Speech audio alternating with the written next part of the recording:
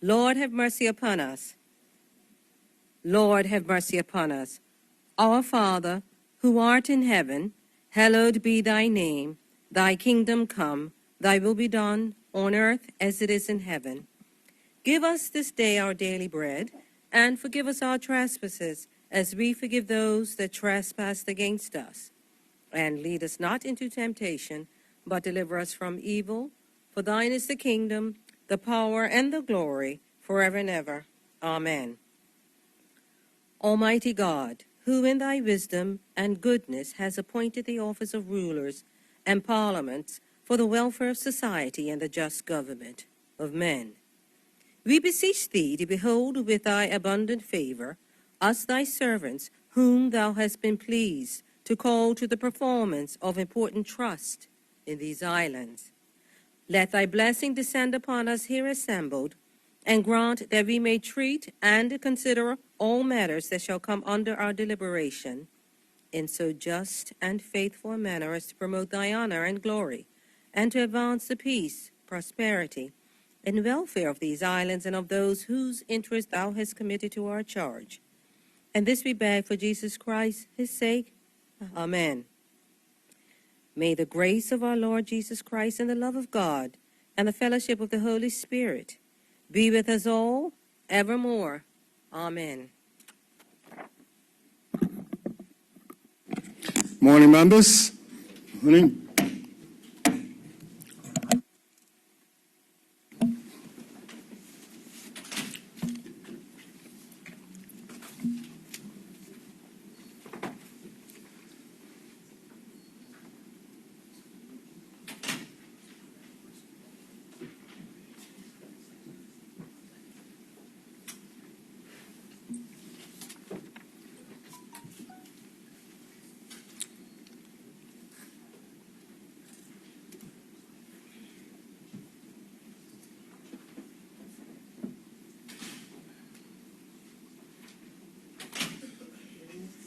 Yep.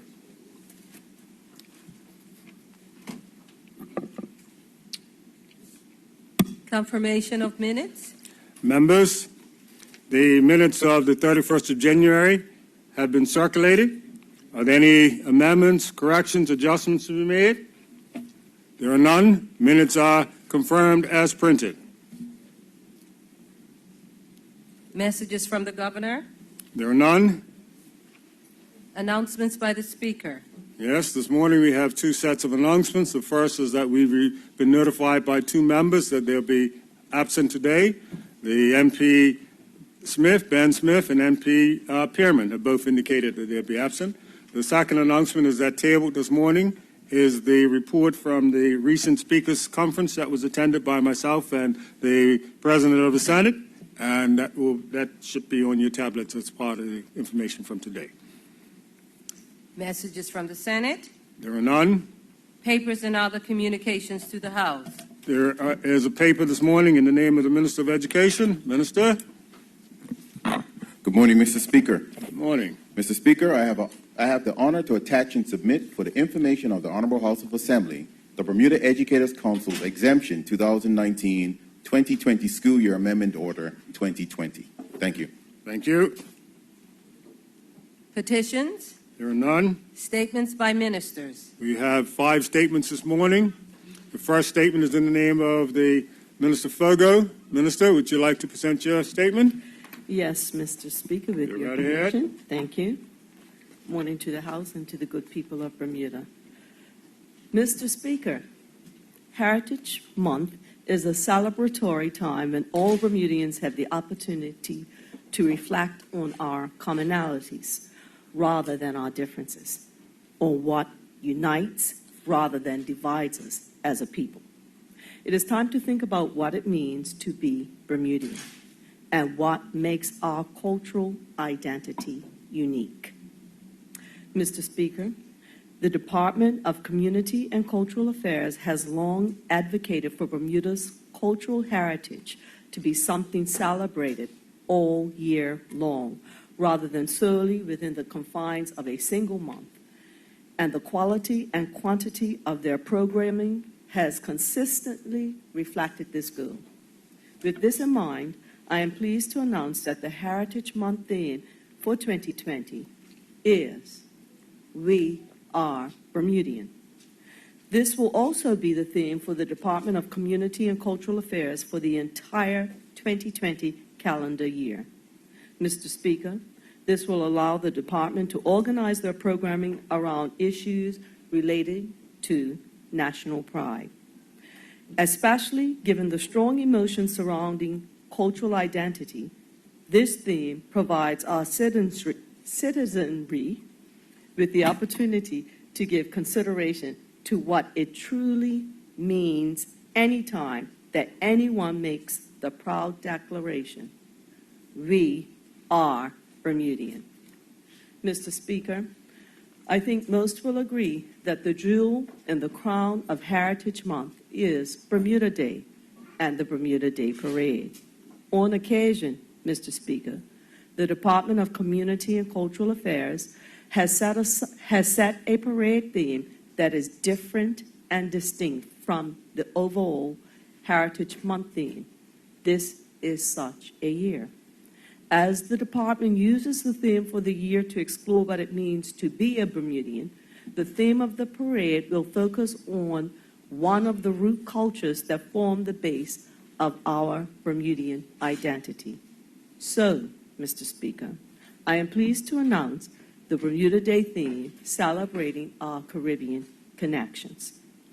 Mr. Speaker, Bermuda's connections with the Caribbean are profound on a number of levels: historic, familial, and cultural.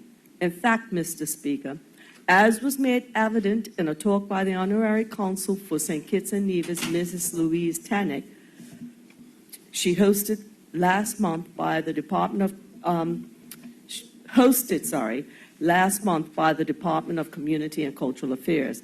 There are an astonishing number of Bermudians who can trace their recent lineage to St. Kitts and Nevis. If one examines Bermudian surnames in relation to those commonly found in particular Caribbean islands, as one can see at an exhibit at the National Museum of Bermuda, for example, you will see the connections to Saba, Jamaica, St. Lucia, Dominica, Bahamas, Turks and Caicos, Trinidad, as well as a host of other Caribbean nations. Mr. Speaker, one of the commonalities that we share with our Caribbean cousins is a culture which reflects a wealth of diversity. Like Bermuda, the islands of the Caribbean have never been homogeneous. And one has only to look, for example, at our traditions of celebration, food, music, art, architecture, and family customs passed along from generation to generation to appreciate the various racial and ethnic pools from which our culture is composed.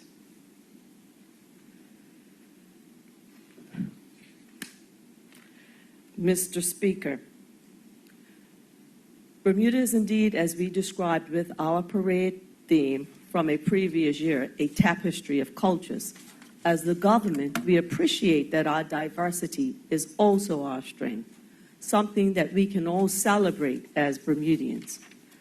This is why, Mr. Speaker, we have looked to emphasize the history and contributions of the communities from which we are comprised. Most recently in last year's celebration of 170 years of Portuguese presence in Bermuda.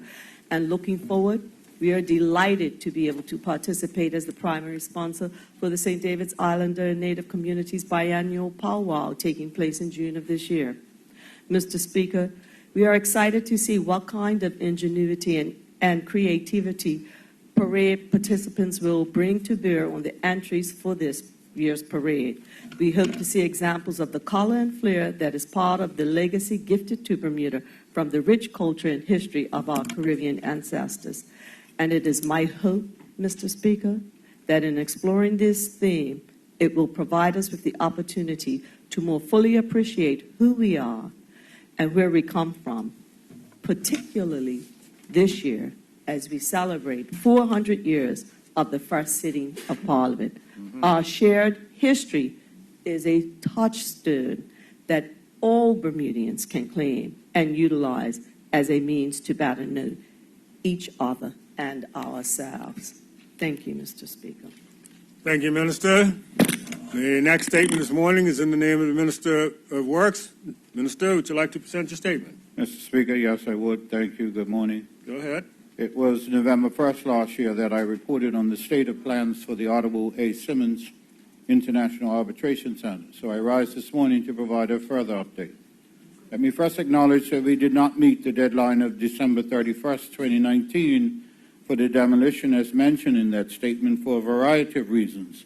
But most notably, few plans survive contact with this bureaucracy.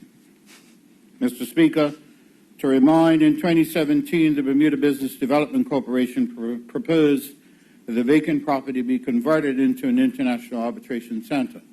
And in the 2018 speech from the throne, it was announced this would be the direction of the government and that the building would be renamed the Honourable A. Simmons International Arbitration Center in honor of this most distinguished Bermudian. Mr. Speaker, with a view to preparing for this project, the building was stripped out last year, and a building survey was carried out by our engineers who discovered that there were serious structural cracks to the external walls which would require the front and rear facades of the building to be rebuilt. It was also discovered that the water tank and electrical main supply is shared with the adjoining Valerie T. Scott building, currently occupied by the Paddy Commissioner's office. Mr. Speaker, in light of the current state of the building, a decision was made to demolish it and build anew. Of course, a major hurdle was to relocate the Paddy office, and I'm pleased to report that they are in fact moving today to new accommodation in the Maxwell Roberts building on Church Street.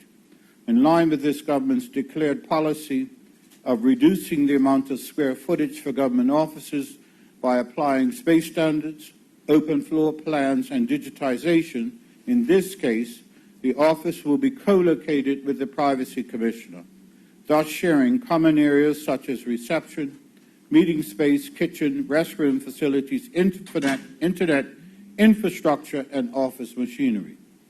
The contracts for demolition have been awarded and all the service providers alerted to cease service.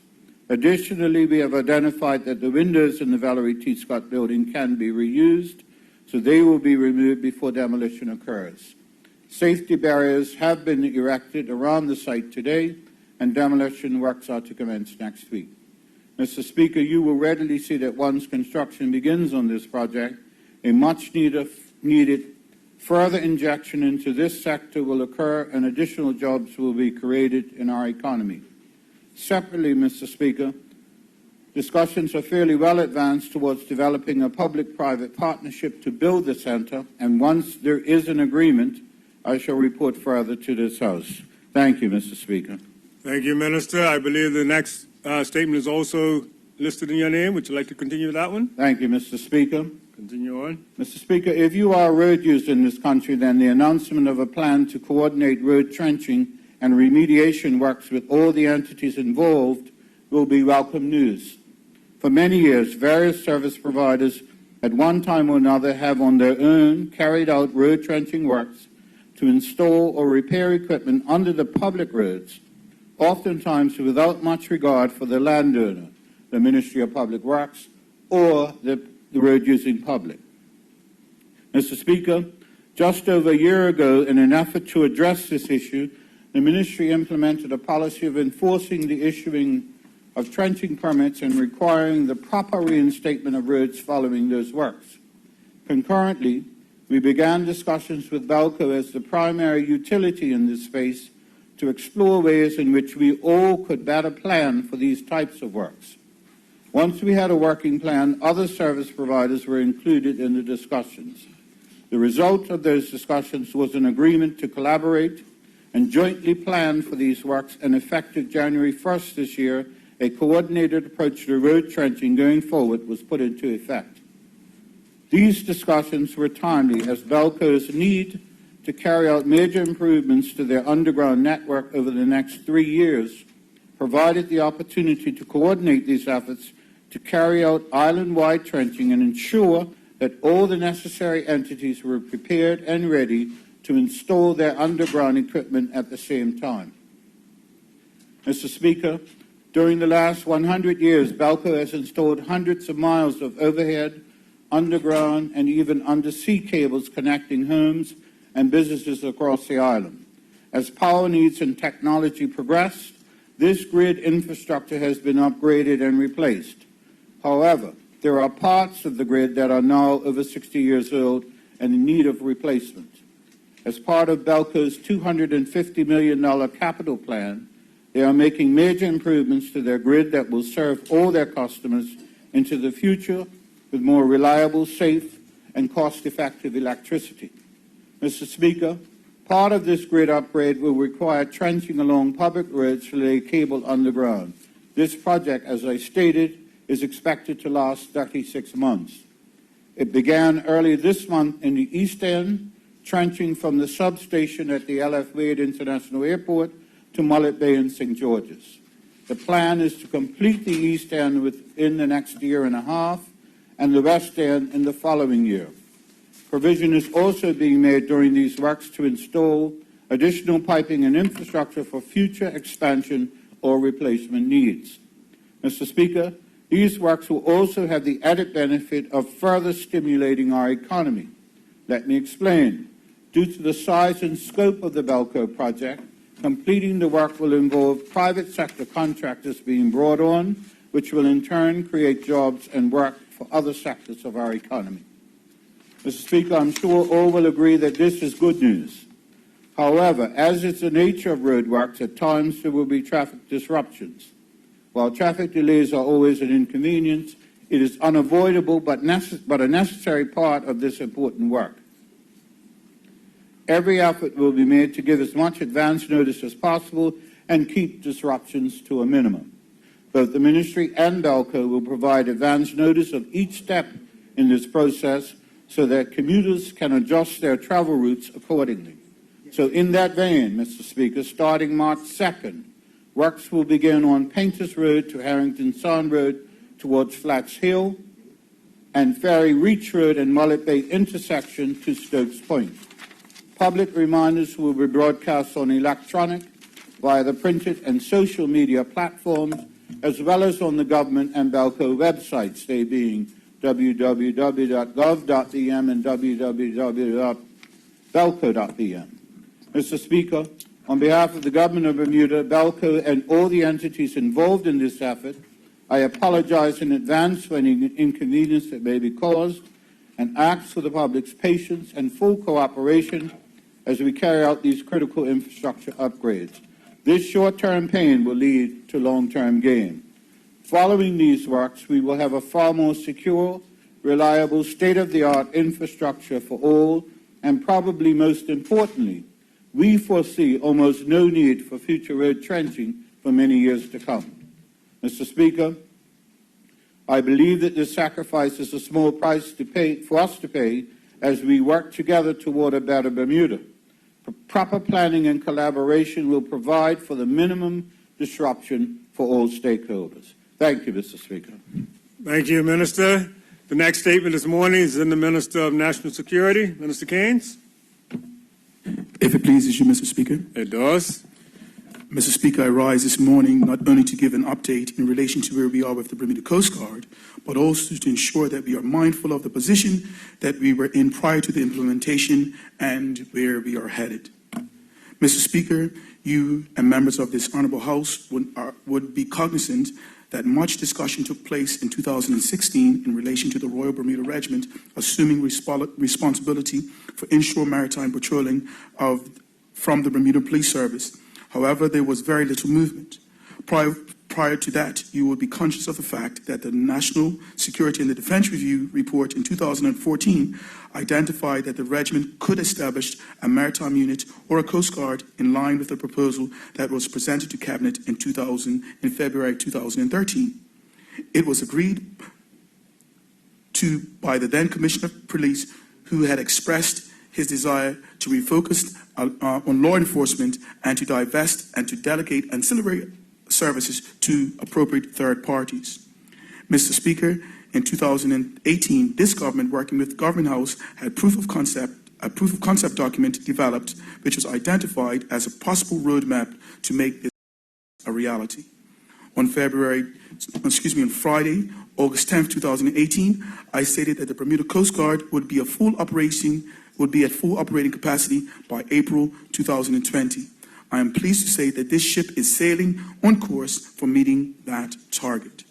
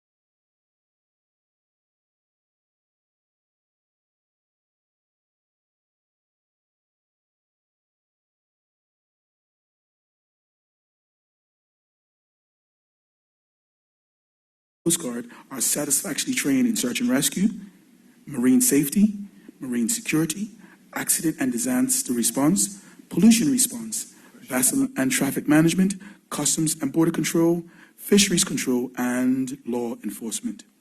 Mr. Speaker, members have been fortunate to receive the training in relation to shore cleaning and assessment techniques and oil spill response. This training was put on by the Department of Environment and Natural Resources. The Foreign and Commonwealth Office has also provided the Royal Navy International Marine Training, and in addition to small craft handling and navigation. The Royal Yachting Association, or the RYA, has provided training to members of the Coast Guard, which will assist them in obtaining the internationally recognized Royal Yachting Association boating qualifications.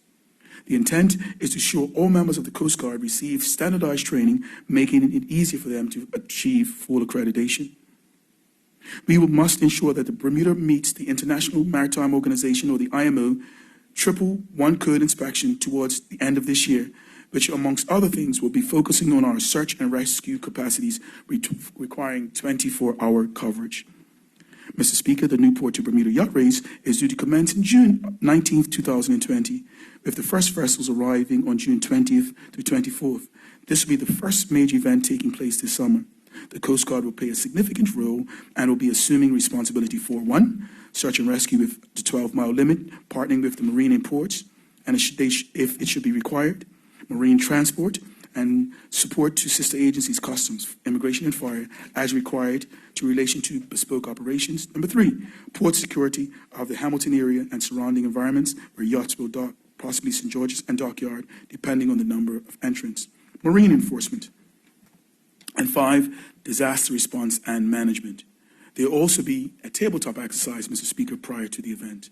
Mr. Speaker, in relation to the boats being used, I want to emphasize that these are not new boats. Both the Bermuda Regiment and the Bermuda Police Service have had their boats surveyed and refurbished to meet the initial requirements in order to make the Coast Guard a requirement. Mr. Speaker, in relation to the financial implication for this year, 2020, regarding the Coast Guard, I can state that both the Bermuda Police Service and the Royal Bermuda Regiment have worked really hard in identifying funding within their current budget to establish the Coast Guard. As we move forward to 2021 and the next phase of the plan, additional funding will be required as we make Bermuda Coast Guard its own entity. Mr. Speaker, we have come a long way, but I recognize there is still a lot of work to be done. To ensure that we continue to meet our medium to long-term plans, a steering committee has been created in addition to a project team.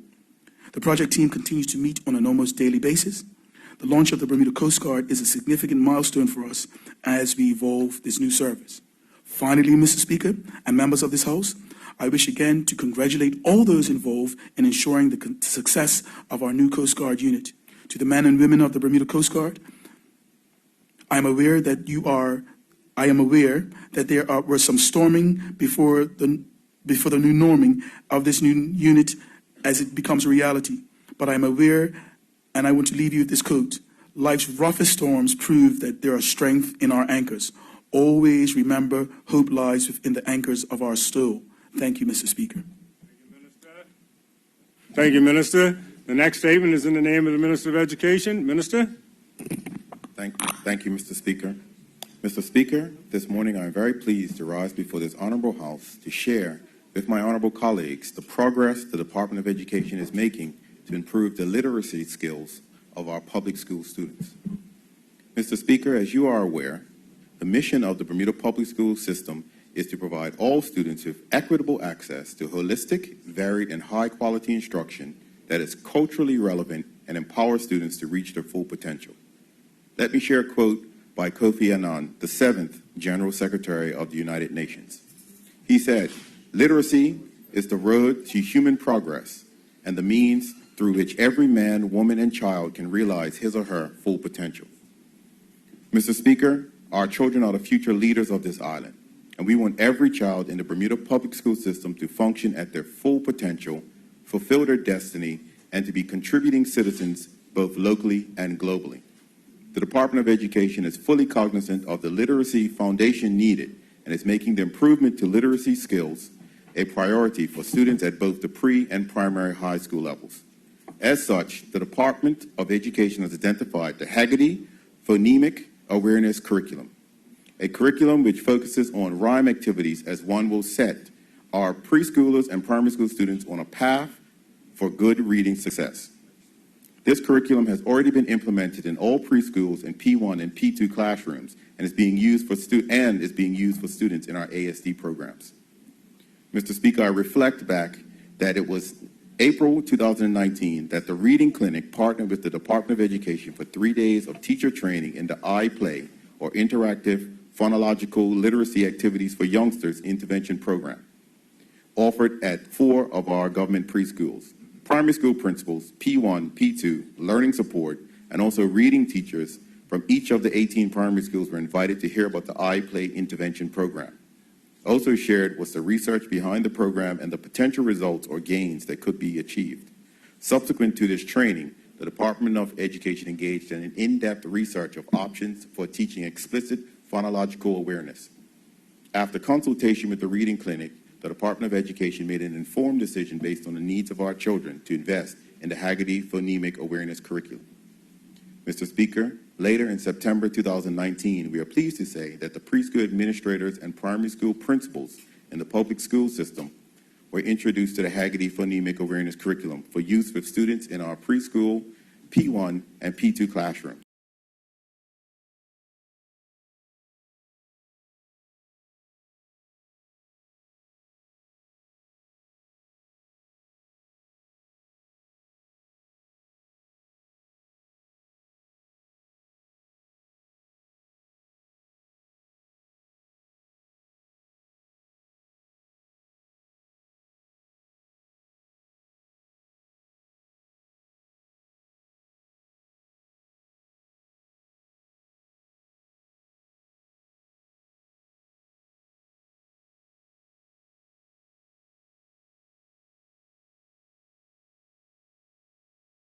sound, the middle sound, and the final sound in a word. Combining two words to make a compound word, or blending. Separating a compound word into its component words or syllables, segmenting. And finally, changing a sound within a word to make a new word, substituting. Mr. Speaker, this phonemic awareness program also includes assessments that will enable the Department of Education to measure each student's growth.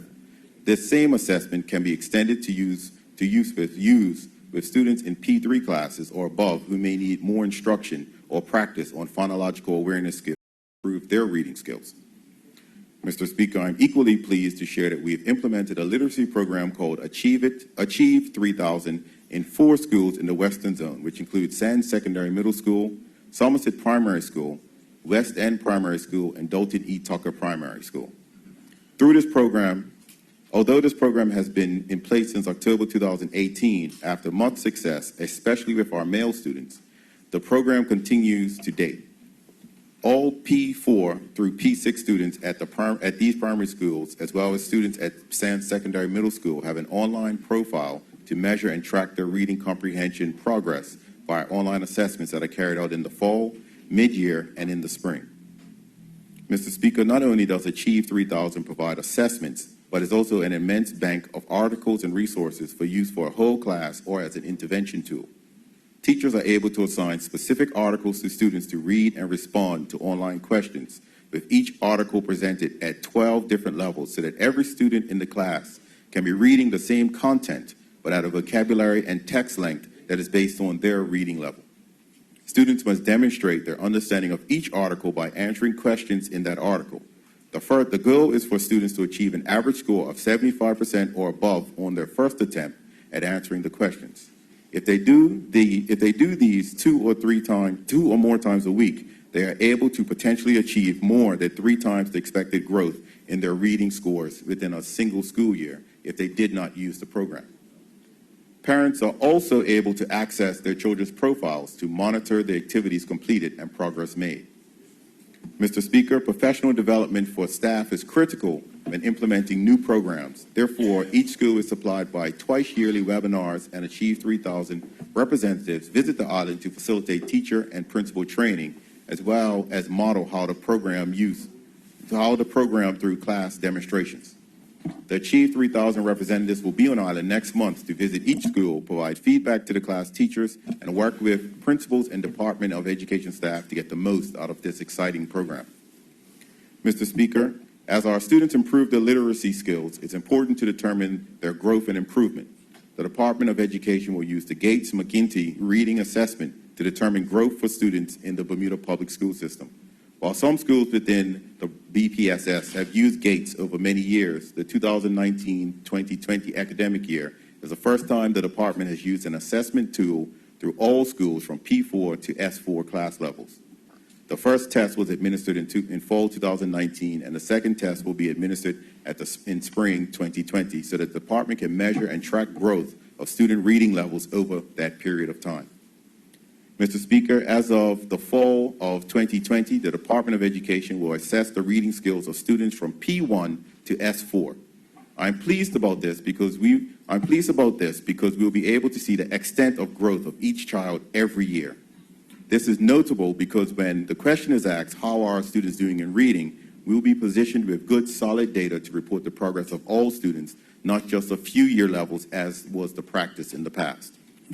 Mr. Speaker, the introduction of the Heggerty Phonemic Awareness Curriculum at the preschool and primary 1 and 2 classroom levels, the implementation of Achieve 3000 literacy program, and the use of Gates assessment tool for the first time across primary 4 through secondary 4 class levels are all part of the ongoing execution of Plan 2022, the strategic plan for our public school system. A key outcome stipulated in Plan 2022 is that 75% of our students will be proficient in reading by the time they reach primary 3. This is an indication that we are on the path and moving forward. This is all part of the transformation of our school system.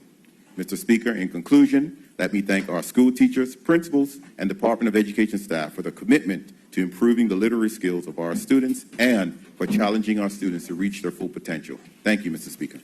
Thank you, Minister. I think that brings us to the end of the statements for this morning.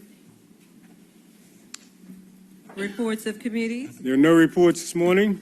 Premier's questions. And now brings us to question period, and this being the second Friday in the month, which is on our calendar for the Premier's questions. We'll start this period with Premier's questions this morning. And, Mr. Premier, we have members who have submitted questions that I'd like to put for you this morning. And we will start. As you know, this is 30 minutes for the Premier's questions, and then we have 30 minutes for the rest of the questions. So starting now, we'll take our first question. It's in the name of the opposition leader. The opposition leader has 3 questions and 2 supplements, and every other member would have 1 question and 2 supplements.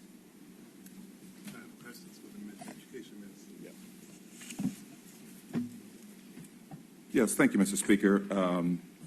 If you would indulge me, I just want to ask of yourself, since this has been irregular, this Premier's question period, and the first time we've had it in months, is it to be expected in the foreseeable future? That You asking a question to me or to the Premier? Well, I'm just looking at no, I'm asking you. I said, please indulge me. This is the first time we've had Premier's questions for several months now. Is it going to be the practice going forward that we stick to a schedule on a monthly basis that we will have Premier's questions? Well, the standing orders indicates that the Premier's questions will fall whenever we sit on the second Friday of any given month. So if we're in Parliament on the second Friday, there will be Premier's questions prior to standing order. Thank you, Mr. Speaker. I heard everything you didn't say. Thank you. No problem. Now put your question. Yes. So, Mr. Speaker, the Premier back some time ago mentioned that, and I'm paraphrasing here, that he felt that the passport situation for Bermudians was a relatively easy fix, and I'm paraphrasing as I recall the conversation. We're continuing to get more and more reports of Bermudians having difficulty traveling from one country to another jurisdiction and trying to connect to Bermuda. What I would like to know is where are we with this particular situation and relieving the stress that many of our Bermudians who love to travel are having going from one country to the next. Premier? Good morning to you, Mr. Speaker. Morning. Mr. Speaker, I thank the Honourable Opposition Leader for his question. I also want to make sure that it is reminded to all persons that the change which happened in our passports did not happen under this government. It happened under the former government, who was consulted but did not realize that if the code was changed, it would cause problems for our particular travelers. Mr. Speaker, notwithstanding, I hear not true, Mr. Speaker, but the fact is that it was changed, and we did not hear anything from the other side in warnings, etc., until after people started complaining about the changes which was approved by their particular government. Point of order, Mr. Speaker. Point of order. Yes, just for clarity, the Honourable Premier is misleading the House inasmuch as there was no consultation that indicated that the change to the BMU, change from BMU to GBD was going to negatively impact. That was never advised to the Immigration Department prior to the change of the printing of the passports from the HMPO to the HMPO from the Bermuda Immigration Department. There was no indication. Premier? Thank you, Mr. Speaker. Mr. Speaker, what I'm going to say is that I'm going to answer the question which the opposition leader asked, but I want to make sure that the persons have context into this particular situation. Mm-hmm. This was raised in 2017 at my first visit to the United Kingdom. It was also raised at the JMC meeting in 2018.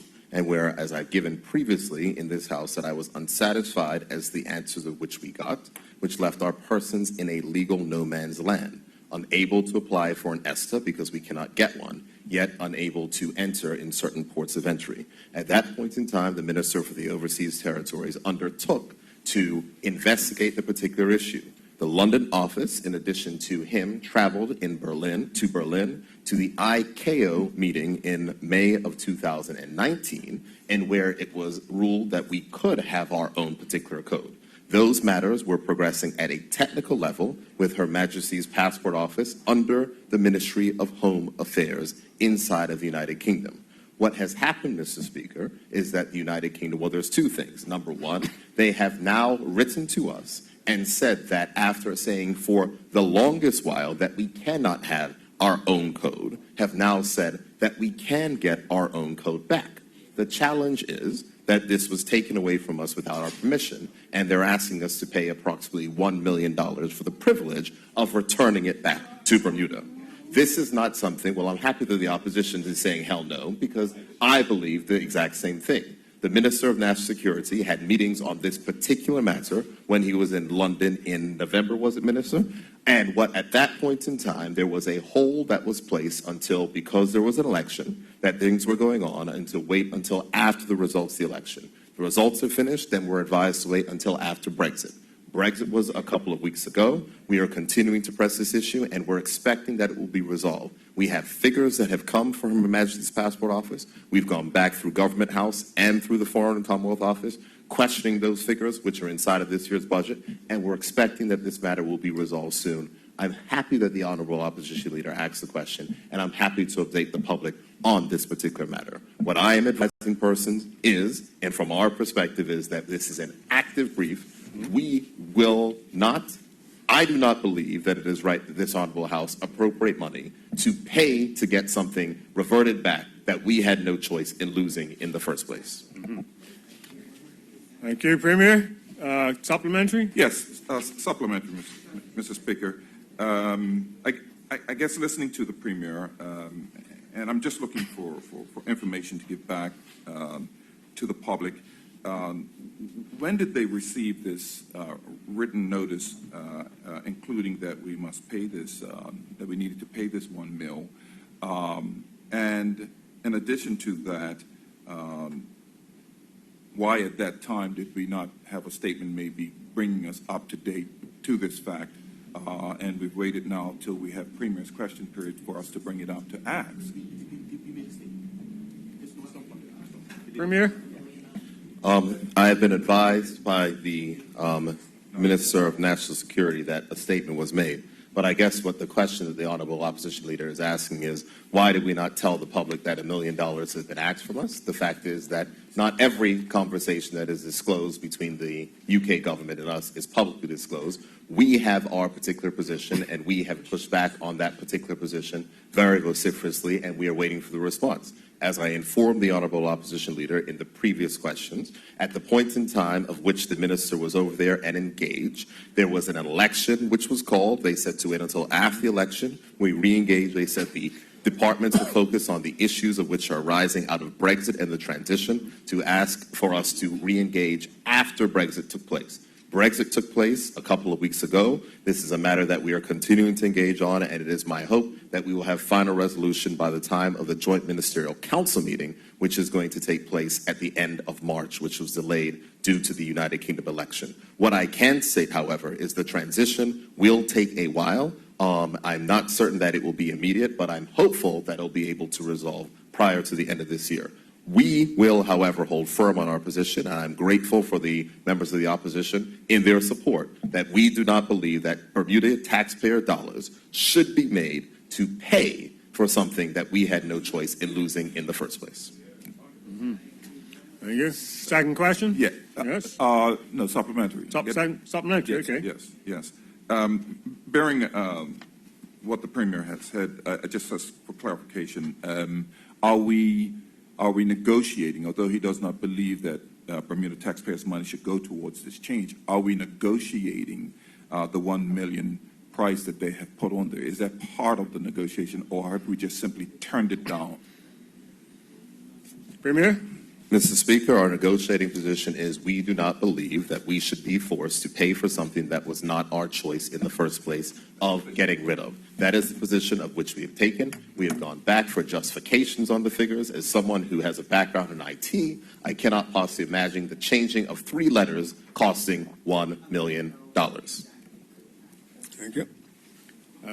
Further question? Oh, you're fine? Second question, yes? Second question. Thank you, Mr. Speaker, and thank you for those answers. I think it was, quite frankly, informative at this point in time as we continue to have the challenges with traveling. So I'll thank the Premier for those answers.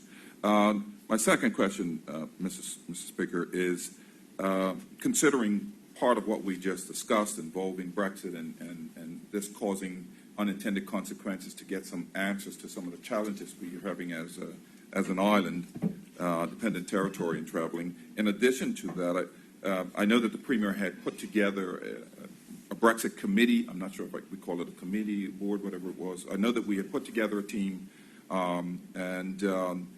we were asked for an appointment. We made an appointment. Has the committee had any official meetings to date?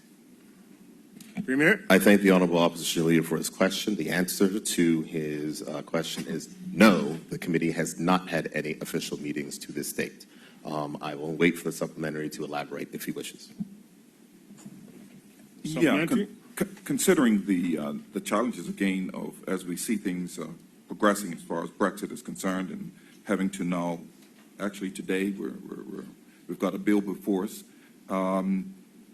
Why not? Why? Because the Premier in his statement did say that it was important to get moving, understanding that it was a challenge concerning Brexit, the European Union, and the likes.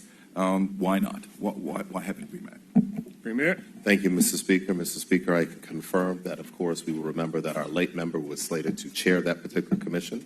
I have deciding, and I have indicated to my cabinet colleagues that I will have a member to sit as chair of that committee on by the end of this month.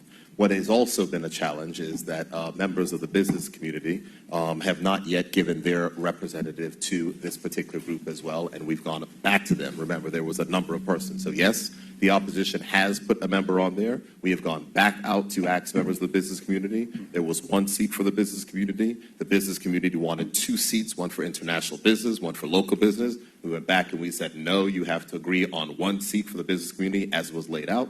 And just for members' information again, it was a member of the Trade Union Congress, a member from the Progressive Labor Party, a member from the One Bermuda Alliance, a member from the business community, a member from the non-profit sector, and a youth member on the committee, as was outlined in my statement, which I gave last year.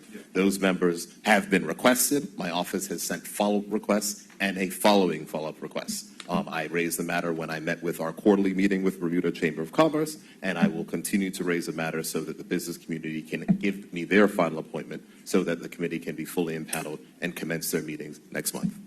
Thank you.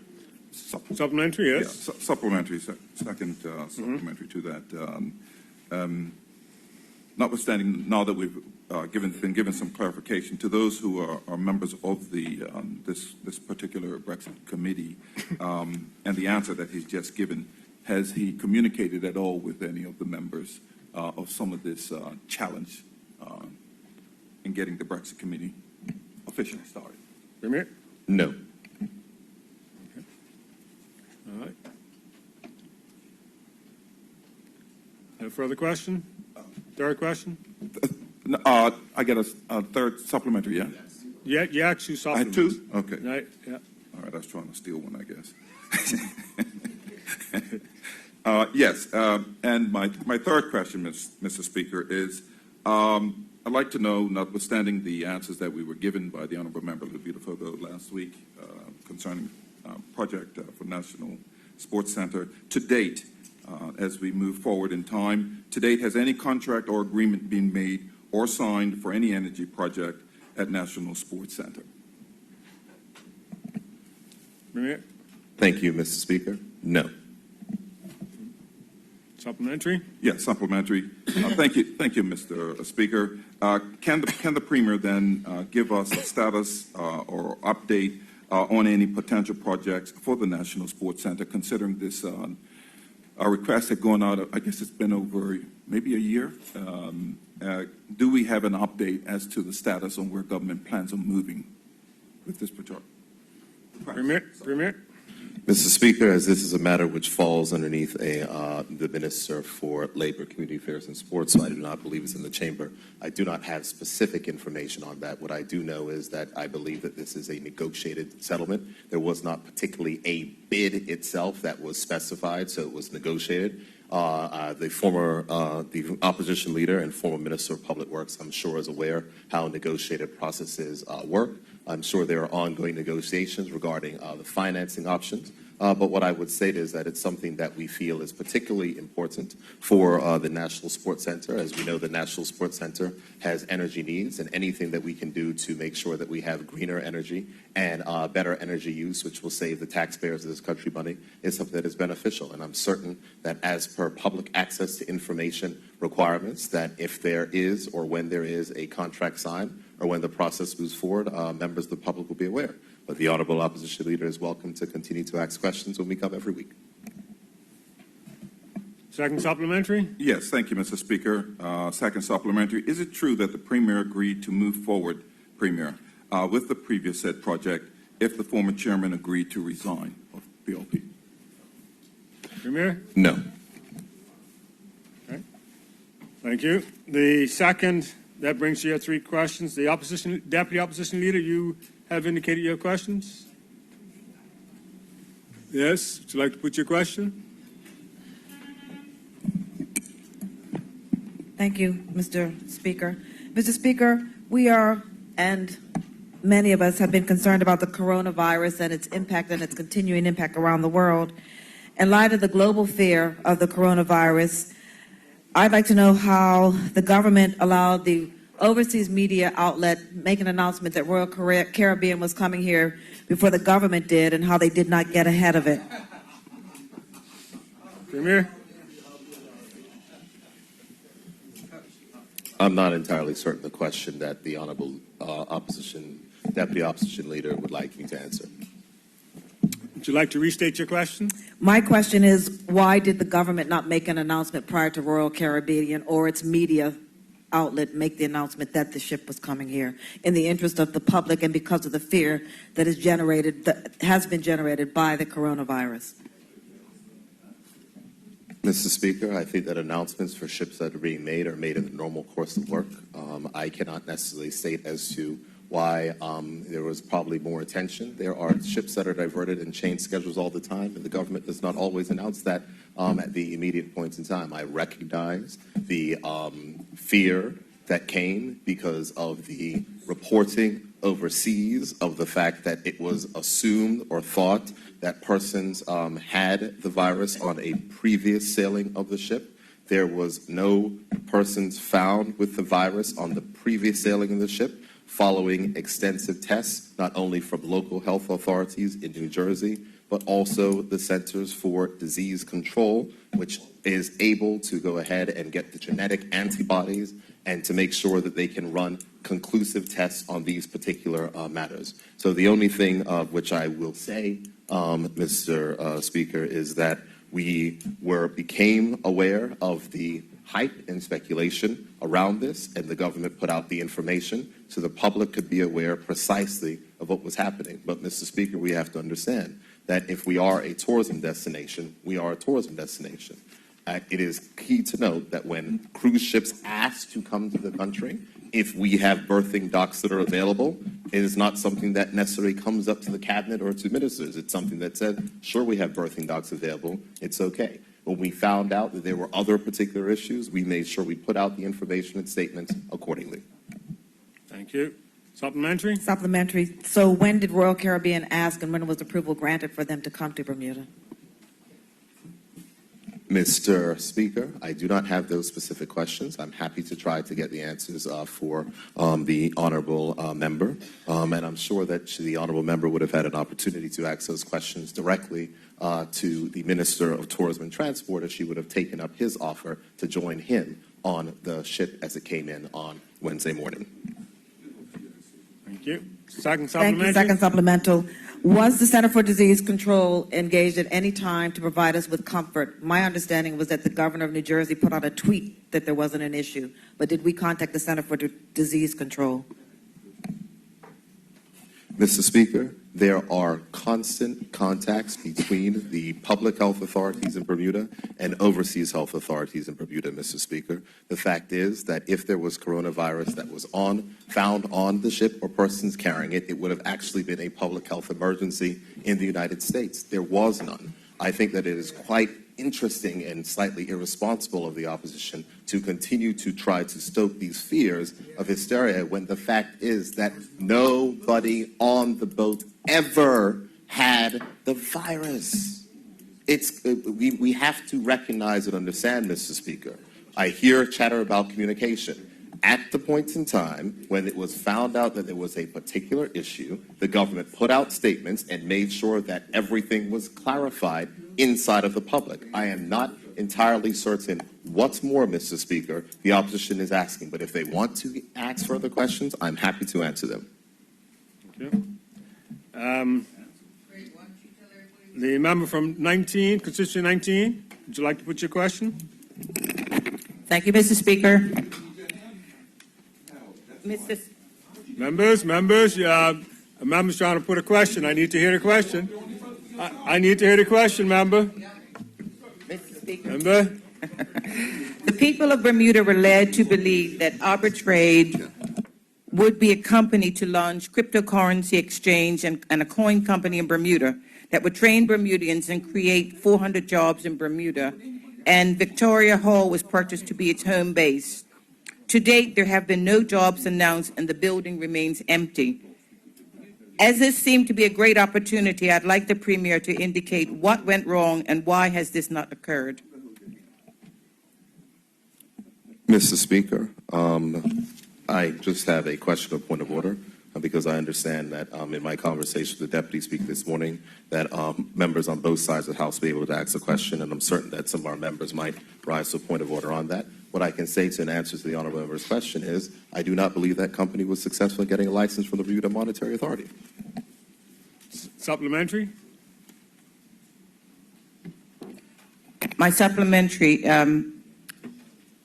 the Arbitrade website is not working. I just wondered whether the two main founders, Troy Richard James Hogg and James Goldberg, have launched their business elsewhere or done nothing at all.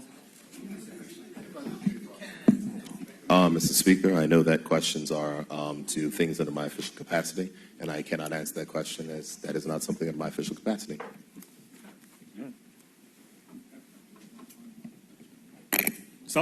I'll go to a supplementary then. As the Premier has indicated that the company did not get a license, is he able to indicate the reason why they failed the hurdle of getting a license? Mr. Speaker, I know that the Honourable Member has worked in international business and will know that there are firewalls between the Bermuda Monetary Authority as an independent regulator of the government. They do not disclose whether or not. All I can tell you is that the company name does not have a license issued under the Bermuda Monetary Authority. Thank you, Premier. The Honourable Member Dunkley is next on the list. Mr. Speaker. Thank you, Mr. Speaker. Mr. Speaker. I've called the Honourable Member Dunkley.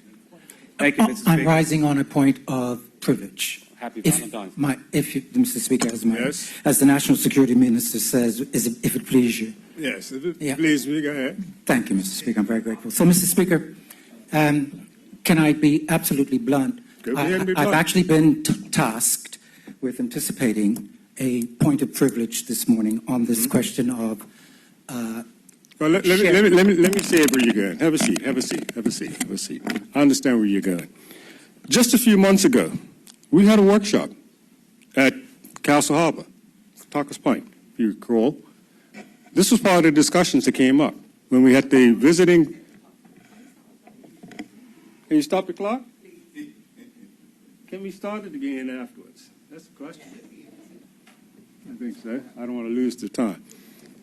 If all can go back to that discussion, that workshop, the presenters who came in there spoke to certain topics. One of the topics that came up was the ability for the opposition to be able to put their question, because all the opposition has is their say.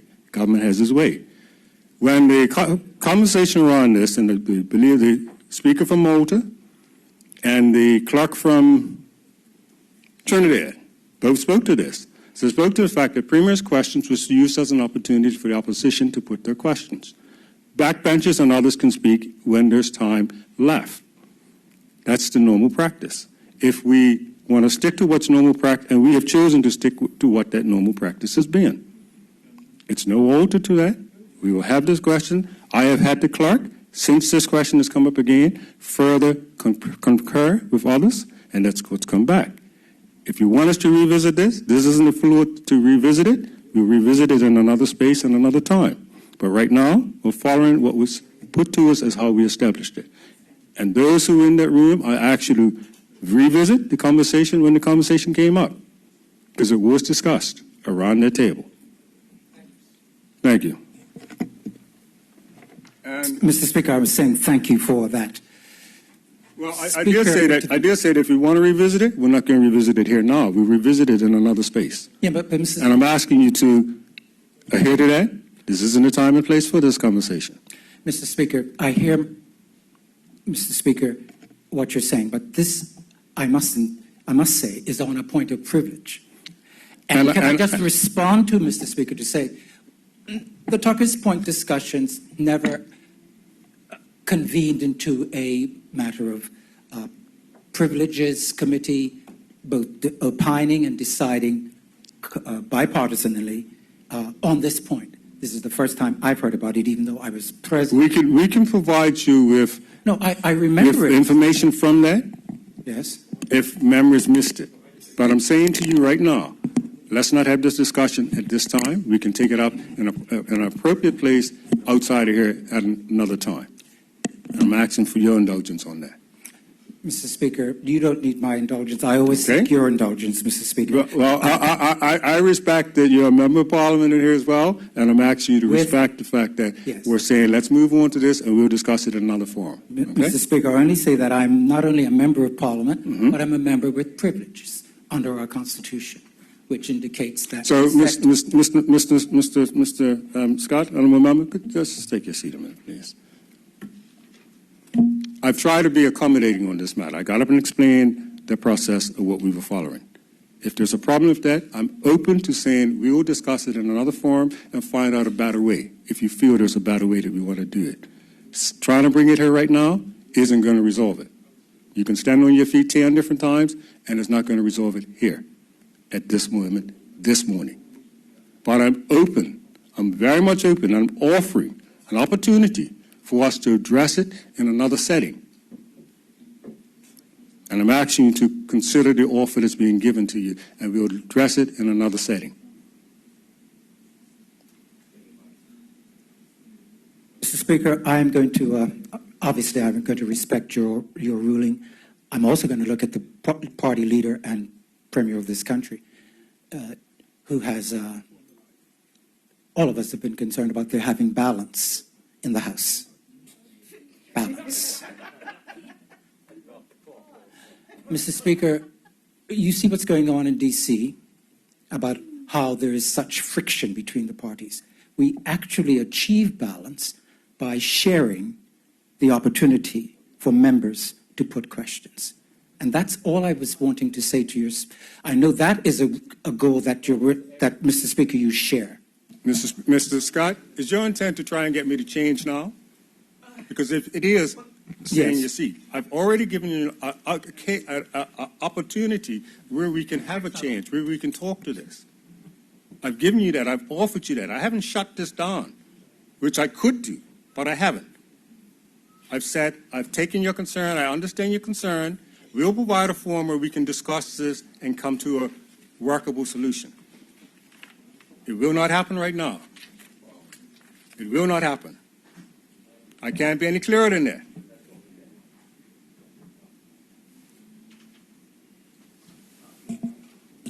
The next name that's on the list, will you, wherever it is, speak. Thank you, Mr. Speaker. Happy Valentine's Day.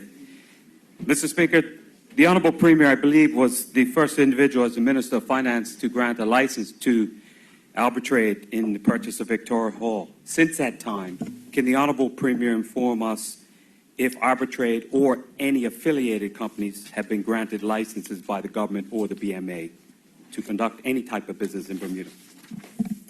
I don't believe the answer is yes.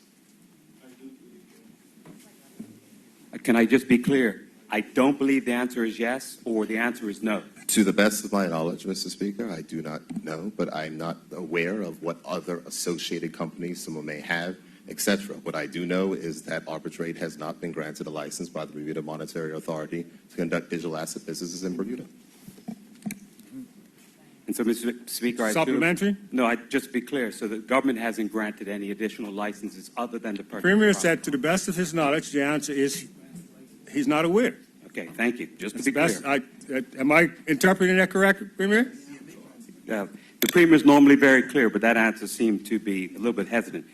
Supplementary, Mr. Speaker. Supplementary. Is the land tax current on Victoria Hall? Land tax payments? I'm uncertain, Mr. Speaker, but I'm happy to ask the Minister of Finance to get back to the member. Thank you. That'd be most appreciated. Second supplementary? Yes, Mr. Speaker. To date, to the Honourable Minister Premier, has any money been paid into the FinTech Development Fund? If so, how much, and has it been used? To date, Mr. Speaker, there has been no money paid to the FinTech Development Fund. However, we do have commitments that have been made by companies in Bermuda, which have been recently approved to operate, and we'll be making those announcements in the near future. Those persons have asked for us to wait for the time, but I received a commitment for $100,000 to be given to that fund on Monday. Thank you. The next member on the list is the member from constituency 8. Thank you, Mr. Speaker. Mr. Speaker, we have been doing a lot of work for the OECD, and we also know that the OECD and the BEPS Committee, which is the Base Erosion Profit Sharing Committee, has targeted the overseas territories with low tax or no tax jurisdictions. My question to the Premier is, has he had any pressure from the OECD or the PEP committee for us to consider harmonizing our tax structure and changing our tax structure here in Bermuda? Premier? Mr. Speaker, as the honourable member will note, that is a process which has continued to be engaged through the Ministry of Finance. I'm sure that he is aware of the process of which is ongoing. The inclusive framework and the committee that deals with base erosion and profit shifting includes Bermuda and 114 other countries, I think, or 113 other countries, and those processes ongoing. And when there are final decisions and/or updates or actual consultation, which needs to happen, we'll be updating honourable members in due course. Supplementary? Supplementary.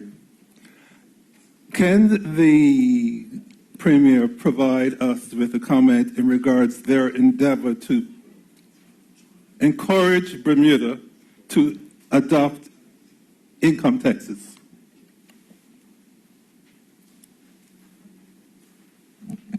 I'm not entirely certain the question that the honourable member is trying to get me to answer. Would you like to restate your question?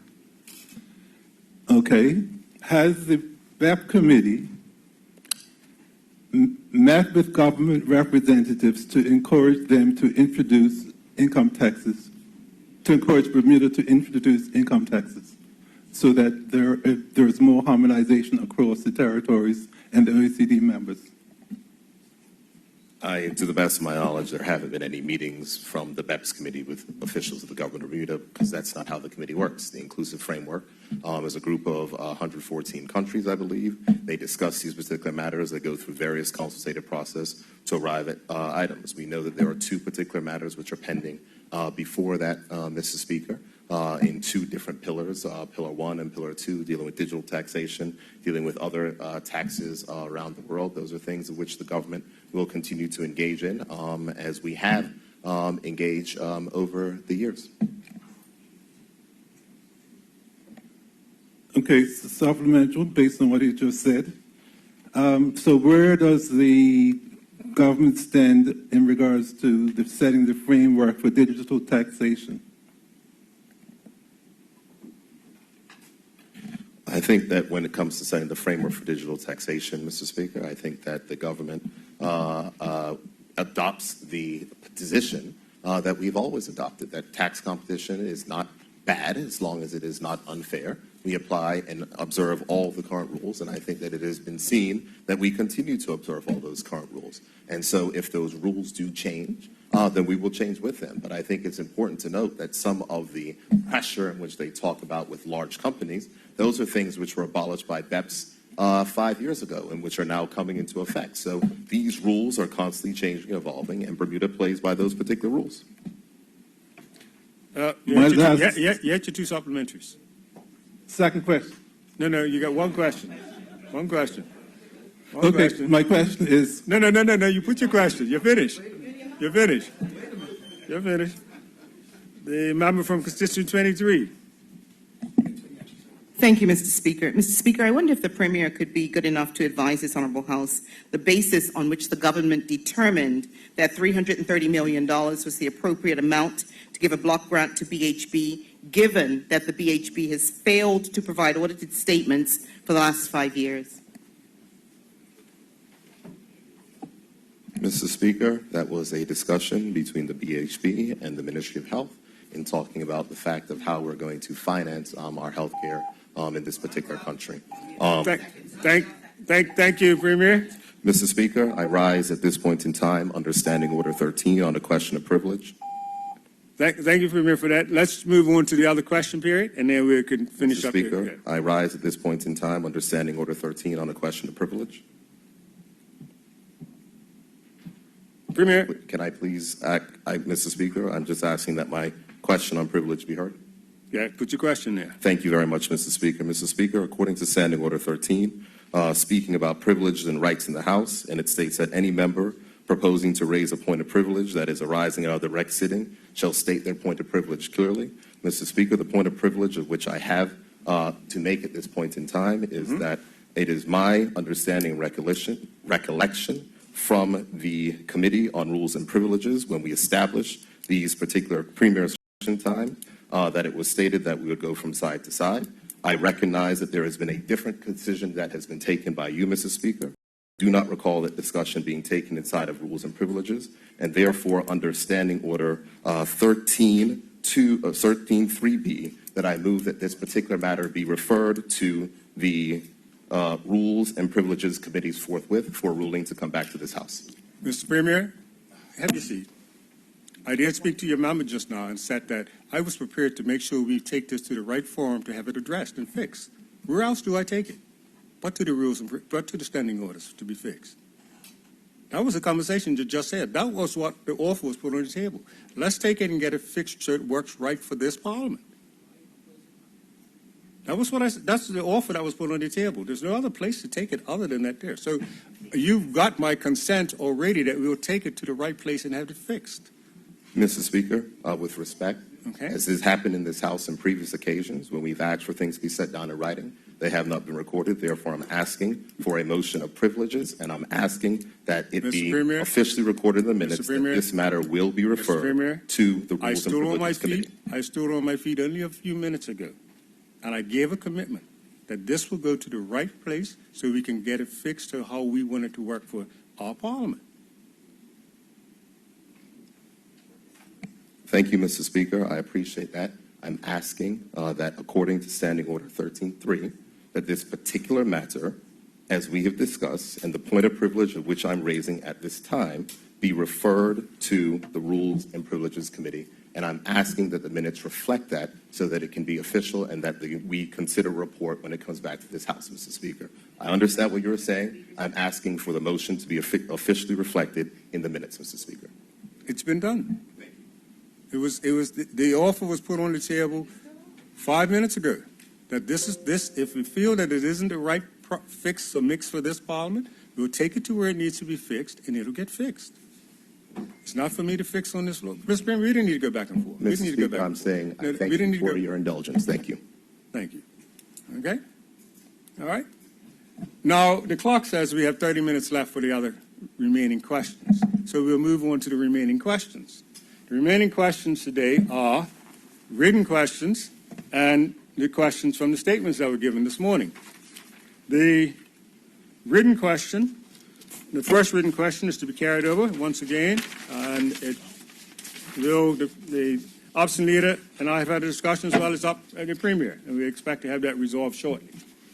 The next question is from the, oops, I didn't start the clock. The next question is from the Deputy Speaker to the Minister Keynes. And Minister, I believe that's to be carried for the time being? Carried over.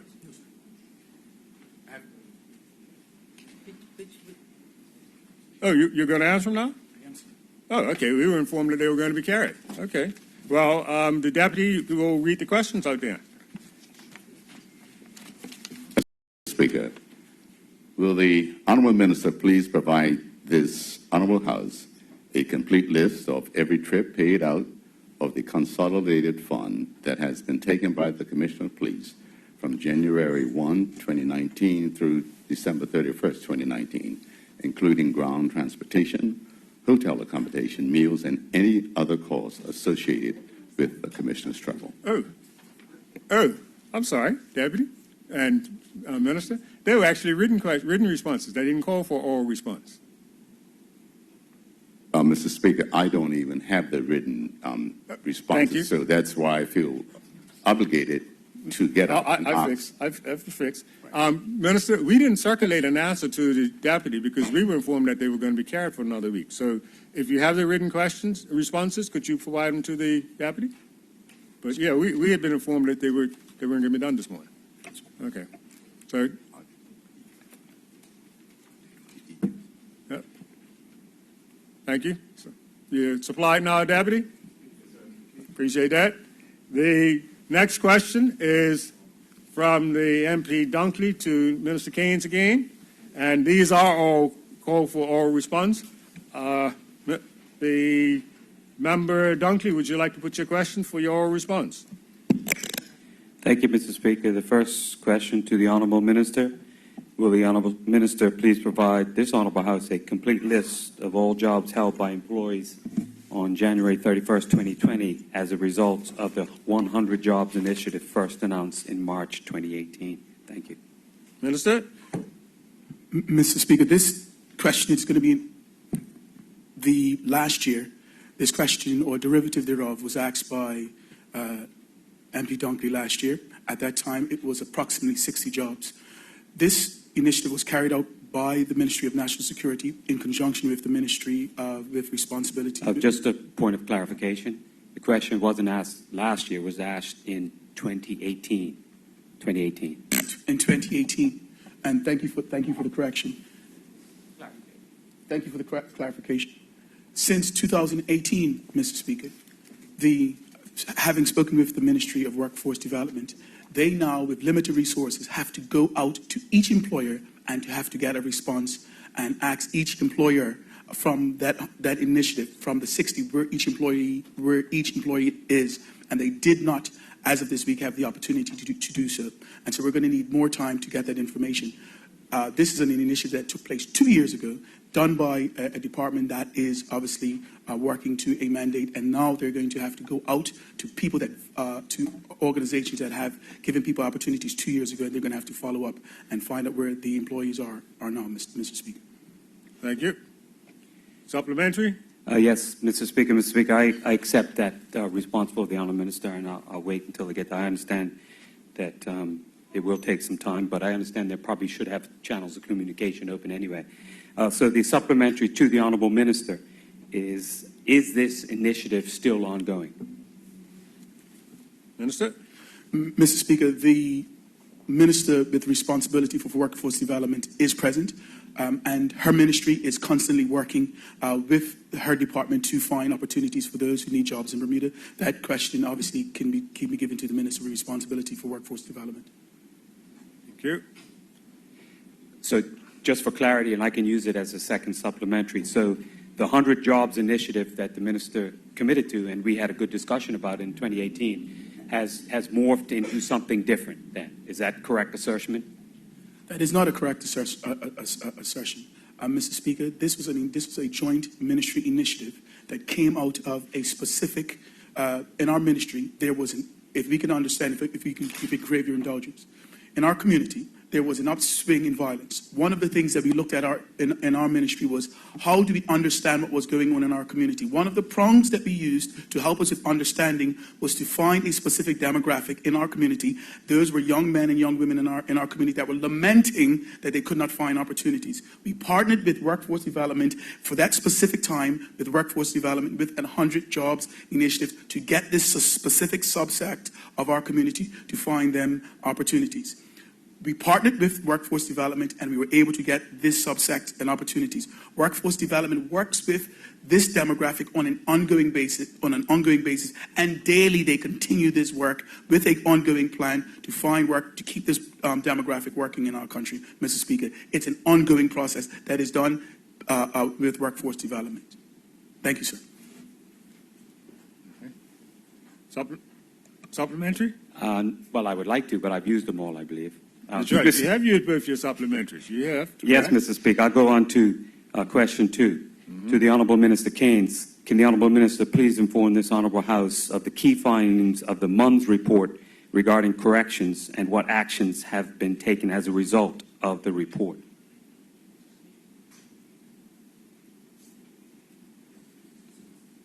Minister? Okay.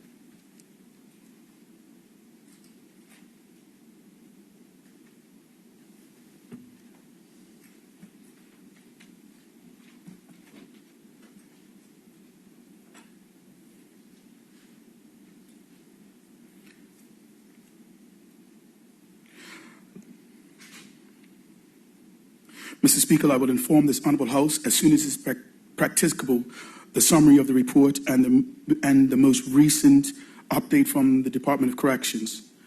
The Minister will release a summarized version of the report, and in the interest of transparency, while balancing the need to maintain security and not disclose the standard operating procedures that will put the Department of Corrections and officers at risk. Thank you. Supplementary? Yes, Mr. Speaker. To the Honourable Minister, does the Prison Officers Association have a copy of the report?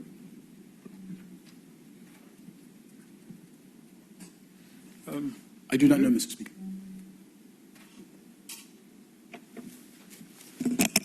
Thank you. Supplementary, Mr. Speaker?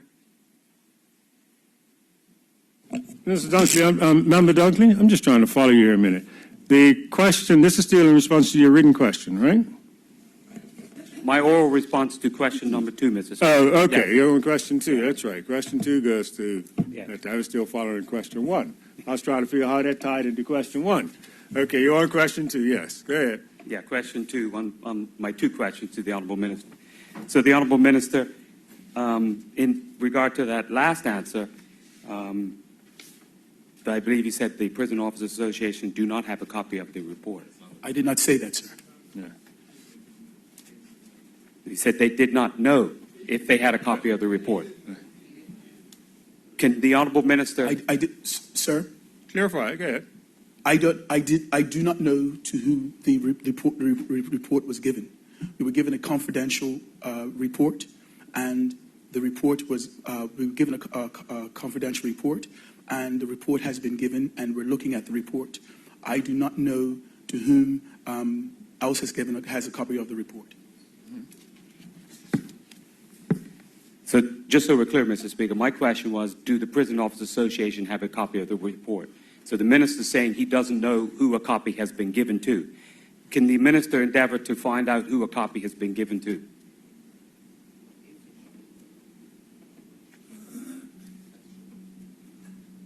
Would you like to find out who all was given, or just the prison officer? Because your question centers around the Prison Association, whether they have a copy. That was your question. So yes, I believe. You want to ask, you want to find out, do they have a copy, or who else has a copy? Because your second question changed from what you initially asked. No, the concern was, does the prison officers have one? Mr. Speaker, my first supplementary stance that do the Prison Officers Association have a copy of the report? Right, now, and he said he doesn't know who it was circulated to. So he I'd can like find to know out who it was circulated to. He could find out whether they have it. So will the Honourable Minister endeavour to get back on who the report has been circulated to? Yes, Mr. Speaker. Last supplementary, Mr. Speaker. Okay.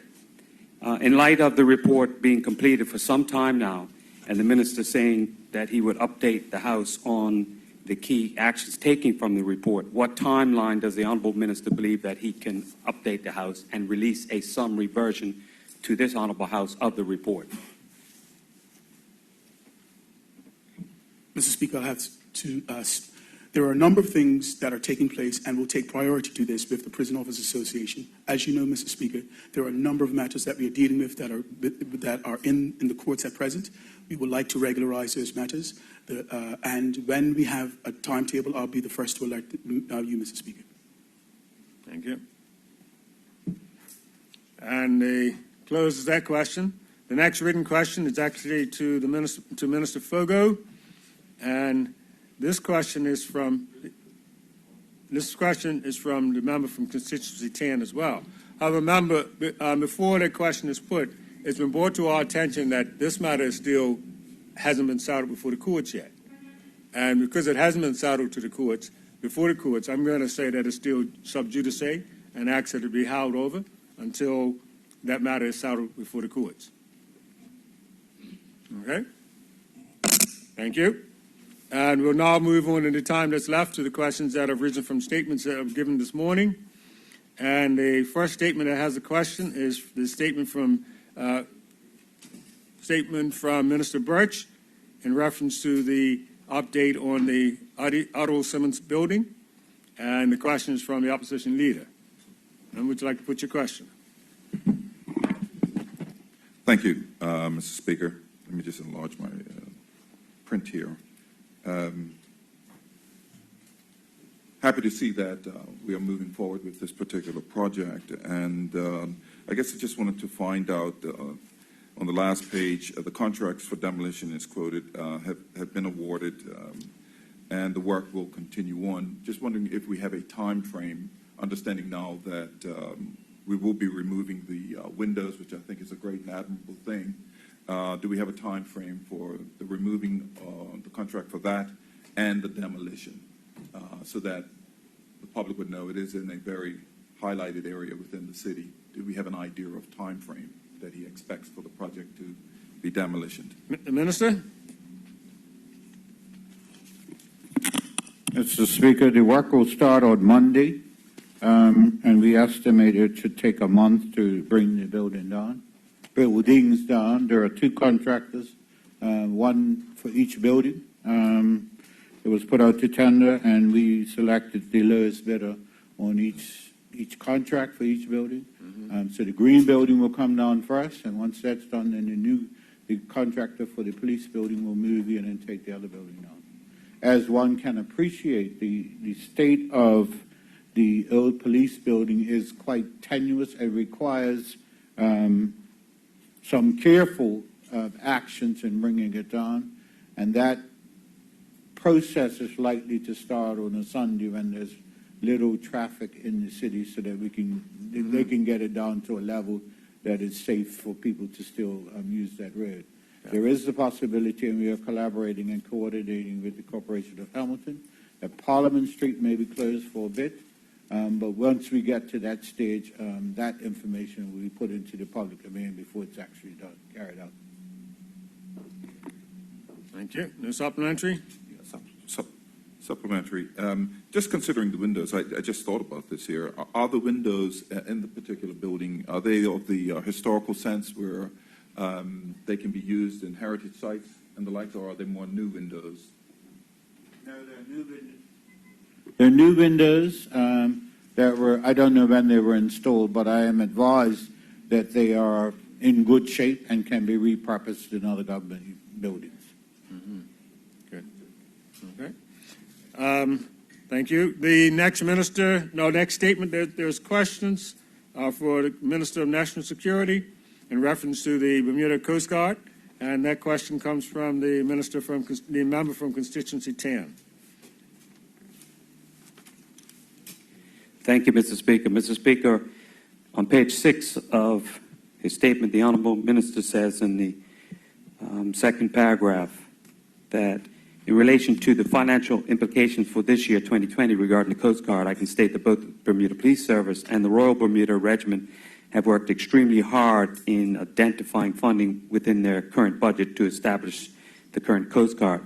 Can the Honourable Minister please identify how much money has been actually found within those budgets for the Coast Guard, which will be allocated to this year, 1920? Minister?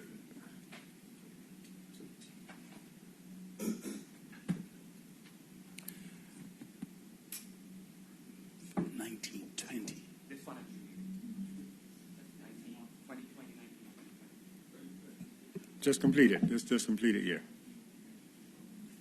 Yeah. Mr. Speaker, both the Bermuda Regiment and the Bermuda Police Service have the boat troop in the Bermuda Regiment and the maritime section of the Bermuda Regiment. Both of them had their operational budgets. Both of those units are running as per normal. Mm-hmm. The only difference that we're doing for the rest of this fiscal year is that those units are running under the banner of the Coast Guard now, under their same budgets. I will have to get back with you with that specific number, but both of them had their budgets from last year, and the simple thing that we've done this year, because of limited funds, is those both budgets are still the same budgets, and they're running under the Coast Guard. I will get that specific number and have it for the member from constituency 10. Thank you. Thank you. No supplementaries. We move on. The last statement that the members have indicated they have a question for is a statement from the Minister of Education, and the question comes from the member from constituency 8. Thank you, Mr. Speaker. Mr. Speaker, I'd like to commend the Minister and his team for their commitment to addressing literacy in our school. I note the programs that they are implementing, the Haggerty Phonemic awareness program and the iPlay programs and the professional development programs, and I think they're all good. I note that he said that they will be basically implemented in the public preschools and the primary schools. My question is this, Mr. Speaker, given that a number of students cannot get into our public preschools because of the size and because of the number of preschool students out there, has the minister put in place a plan to implement these literacy programs in the public preschools, the public ones that are not a part of the government preschools? Because, again, all of our school students should be covered under the educational agenda.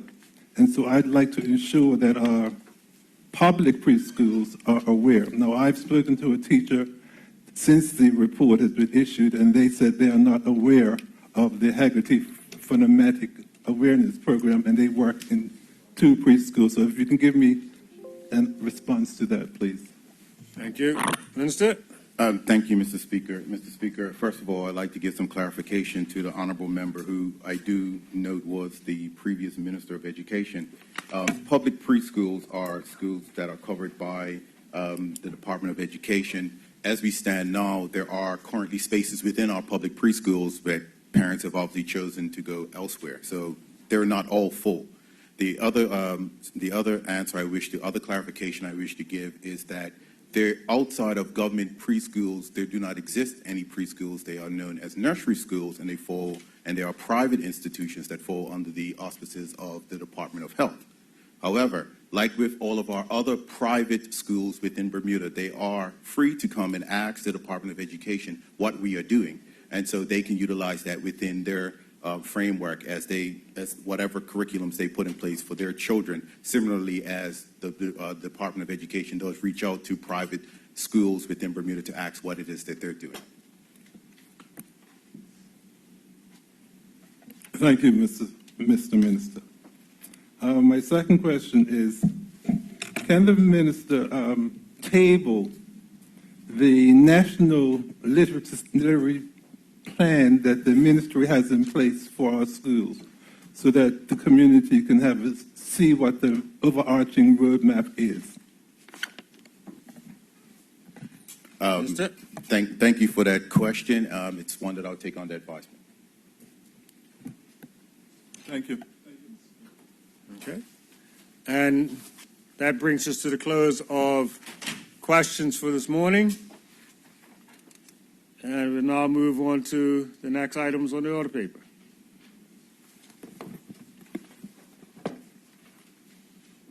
Okay, where are we? Congratulatory and/or obituary speeches. Would any member wish to speak to that? I recognize the Honourable Member Commission. Honourable Member, you have the floor. Mr. Speaker, good morning. Good morning. Mr. Speaker, I'm going to indulge in a little self-interest here. I'd like the House to send congratulations to my dear wife, Roxanne Commission. That too. 45 years of employment at Bank of Bermuda / HSBC. 45 years this week. Mr. Speaker, at a time when, as we know, most people go through 4 or 5 employers during their working life. My wife is decidedly old school. I'm reminded of my grandmother, who was a seamstress / head seamstress by the time she left H.A.N.E. Smith's. Everybody talks about Trimminghams, but they had a rival. It was called H.A.N.E. Smith's. And she worked continuously there for 56 years, over half a century. And so, to my dear wife, congratulations. And they put on a couple of events at the bank for her. We're still waiting for the $100,000 bonus check. That would help a lot if they're listening. But to her and all of those women who were the backbone of this economy, hats off to all of them, but especially my wife on this special day. Thank you, Mr. Speaker. Thank you. Does any other member wish to join this morning? We recognize the Honourable Member Swan. Honourable Member, you have the floor. Yes, good morning, Mr. Speaker. Mr. Speaker, I rise to offer condolences to the family of my late cousin, Gloria Elizabeth Thomas, who will be funeralized today, and I'll be unable to attend as I'm here. I don't think we got her name clear. We didn't hear the name clear up here. Gloria Thomas. Thank you. From Scholar, whose mother was an Anderson, my grandfather's sister. I have one of my grandfather's many sisters. And she was very much, became the matriarch of the family, and one who held dear that strong family connections that permeated in that community that you're more than aware of, Mr. Speaker. I know I speak on behalf of all the family members who have lost a dear, dear cousin, mother, a grandmother in this passing, Mr. Speaker. Thank you. Thank you. Any other member wish to speak? No other member? We'll move on. Matters of privilege. There are none. Personal explanation. There are none. Notice of motion for the adjournment of the House on matters of urgent public importance. There are none. Introduction of bills. There are 2 bills to be introduced this morning, both by the Minister of Finance. Minister? Good morning, Mr. Speaker. Good morning. Mr. Speaker, I'm introducing the following bills for their first reading so that they can be put on the order paper for the next day of meeting. Digital Asset Issuance Act of 2020 and the Land Valuation and Tax Amendment Act of 2020. Thank you.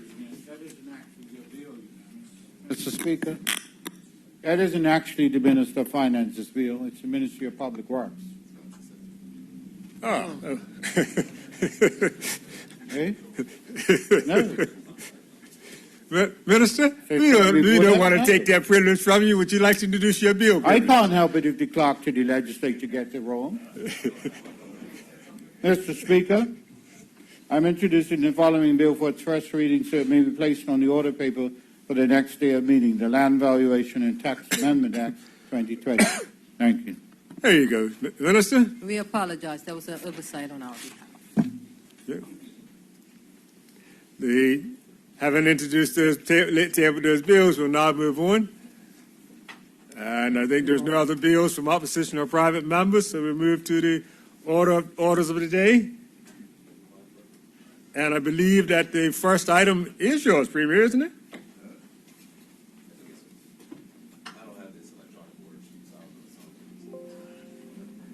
Which are we starting with the EU? Criminal. Are we doing criminal injuries? Yeah, we're starting with the EU withdrawal, right? EU withdrawal actually has your name beside it, Premier. Yes.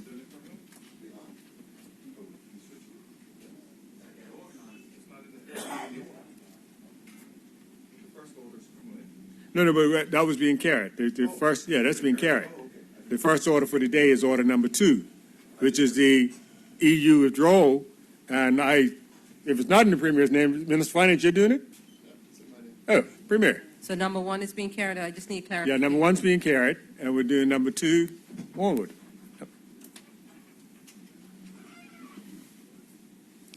At least that's the schedule that's been indicated to me.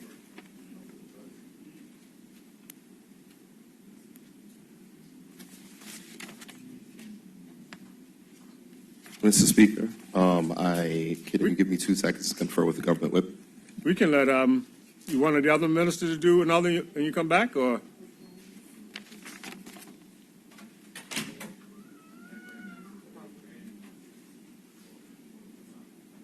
Mr. Speaker, happy to do my bill.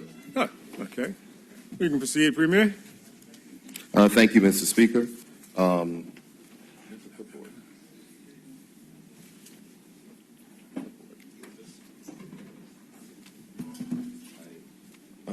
Mr. Speaker, there wasn't a clipboard on my desk for this bill, so I will say, Mr. Speaker, I move that the bill entitled the EU Withdrawal Consequential Amendments Bill 2020 be now read the second time. Thank you, Mr. Speaker. Mr. Speaker, the bill before this Honourable House is the EU Withdrawal Consequential Amendments Bill 2020. Honourable members will, of course, be familiar with the recent history of the political determination of the people of the United Kingdom to leave the European Union, manifested firstly in a referendum in 2016 and subsequently ratified by the convincing electoral majority given to the current UK government in elections held in late 2019. Mr. Speaker, this bill seeks to make consequential amendments to a series of provisions in Bermuda's law as a result of the UK's withdrawal from the EU, which occurred on the 31st of January 2020. Mr. Speaker, honourable members are invited to take note that the UK's Sanctions and Anti-Money Laundering Act 2018 enables the UK to continue to implement United Nations sanctions regimes and to use sanctions to meet national security and foreign policy objectives. The bill before this Honourable House will allow such sanctions to be given effect in Bermuda. Additionally, Mr. Speaker, the amendments proposed by this bill will ensure continuity now that the UK has left the EU in key areas of company law and investment business. Honourable members will be aware that whilst the UK has left the EU, there is currently a transition period during which a number of arrangements are being negotiated, particularly on trade and other regulations. As such, there may be need to make further amendments to Bermuda's laws to preserve our competitive advantage in financial services to ensure we meet international obligations. There is a likelihood that agreements may be reached in the tranches, and that the aggressive timeline set by the Prime Minister for the completion of negotiations by the end of this year may yield a need for Bermuda and other overseas territories to act quickly and outside of the ordinary legislative calendar. With this in mind, Speaker, this bill permits the Premier to make, by regulation, subject to the negative resolution procedure, such further amendments as may be necessary or expedient in the consequence of Brexit. Finally, Mr. Speaker, I will invite honourable members to note that the bill before this House shall be deemed to have come into operation as of the 31st of January 2020 to accord with the UK's exit from the EU. Mr. Speaker, whilst the news may not feature daily or even hourly reports on Brexit scenarios any longer, this is new international ground, as negotiators on both sides have found there is much to do and a very short time in which to get it done. This bill will ensure that Bermuda is ready and able to adjust whatever continues to be decided in this transition period and will provide the framework for our continued responsiveness to this change in the relationship between the UK and the EU. Thank you, Mr. Speaker. Thank you, Premier. You seem like you're prepared for that. Any other member wish to speak? Thank you, Mr. Speaker. Not really much to say here. I think the Premier has given us an overview exactly of what is going on. There have been prior conversations with the Governor and the likes, just to be clear on exactly what it is that we are doing here. I understand that this is really as a result of Brexit, and we recognize that these are compulsory amendments that need to be made to ensure that business carries on, as they would say, as usual. So as we move along, I recognize that there will be potentially foreseeable amendments that will need to be made as we go along, and hopefully as the Brexit Committee pursues its agenda. Also, I'm looking forward to hearing a little more about the effects of this Brexit move that has taken place and how it will continue to affect us. But as of right now, these are immediate. They need to be done ASAP, and so we don't have any reservation. We support this wholeheartedly. Thank you, Mr. Speaker. Thank you, member. Does any other member wish to speak? Recognize the Honourable Deputy Speaker. Honourable Deputy, you have the floor. Yes, Mr. Speaker. Mr. Speaker, I'm always concerned on what the mother countries can do in regards to the treatment of the colonies, because as you know, there is two different treatments for the overseas territories and the Crown sovereign colonies.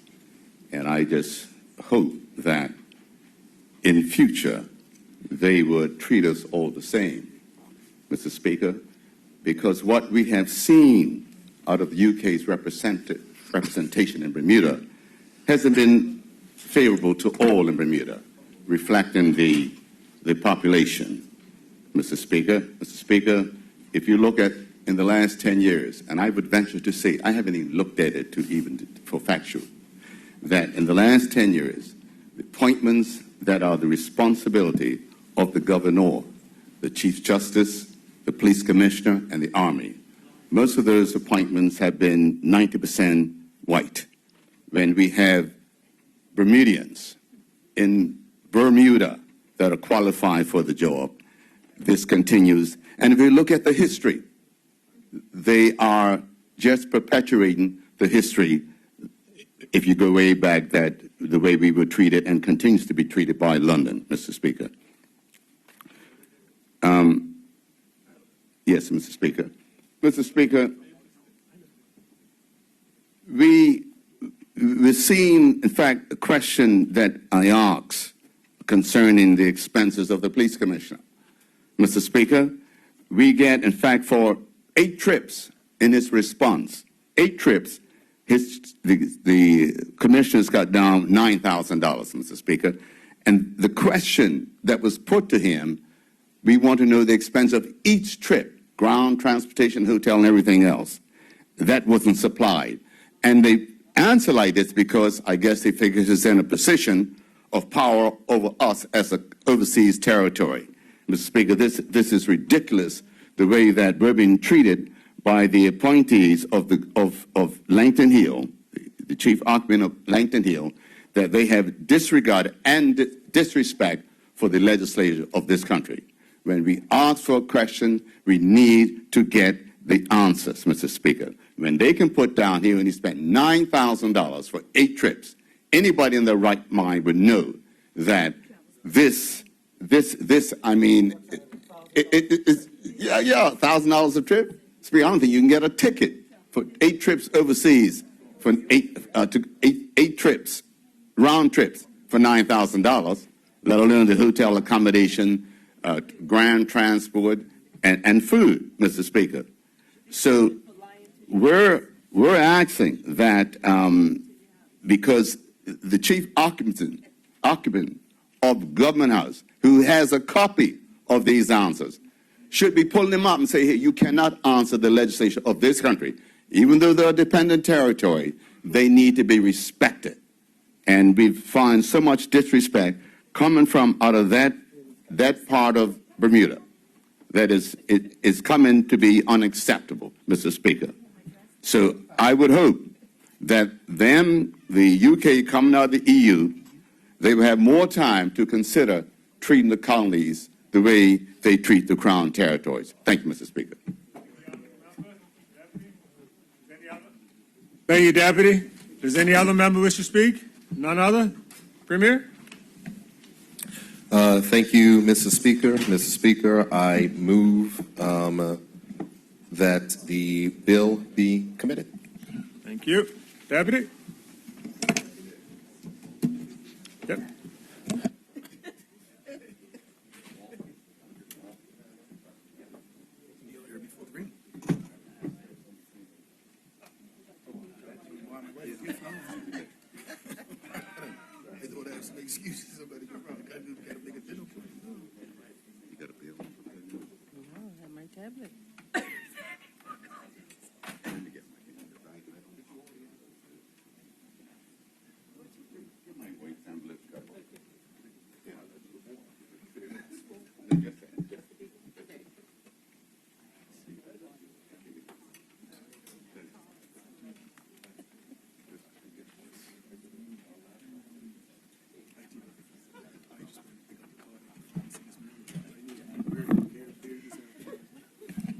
Honourable members, we are now in committee of the whole for further consideration of the bill entitled the EU Withdrawal Consequential Amendment Act 2020. Mr. Premier, you have the floor. Thank you very much, Mr. Speaker. Mr. Speaker, if I may, Mr. Chairman, if I may move clauses 1 to 10. Continue. Thank you, Mr. Speaker. Clause 1 is self-explanatory.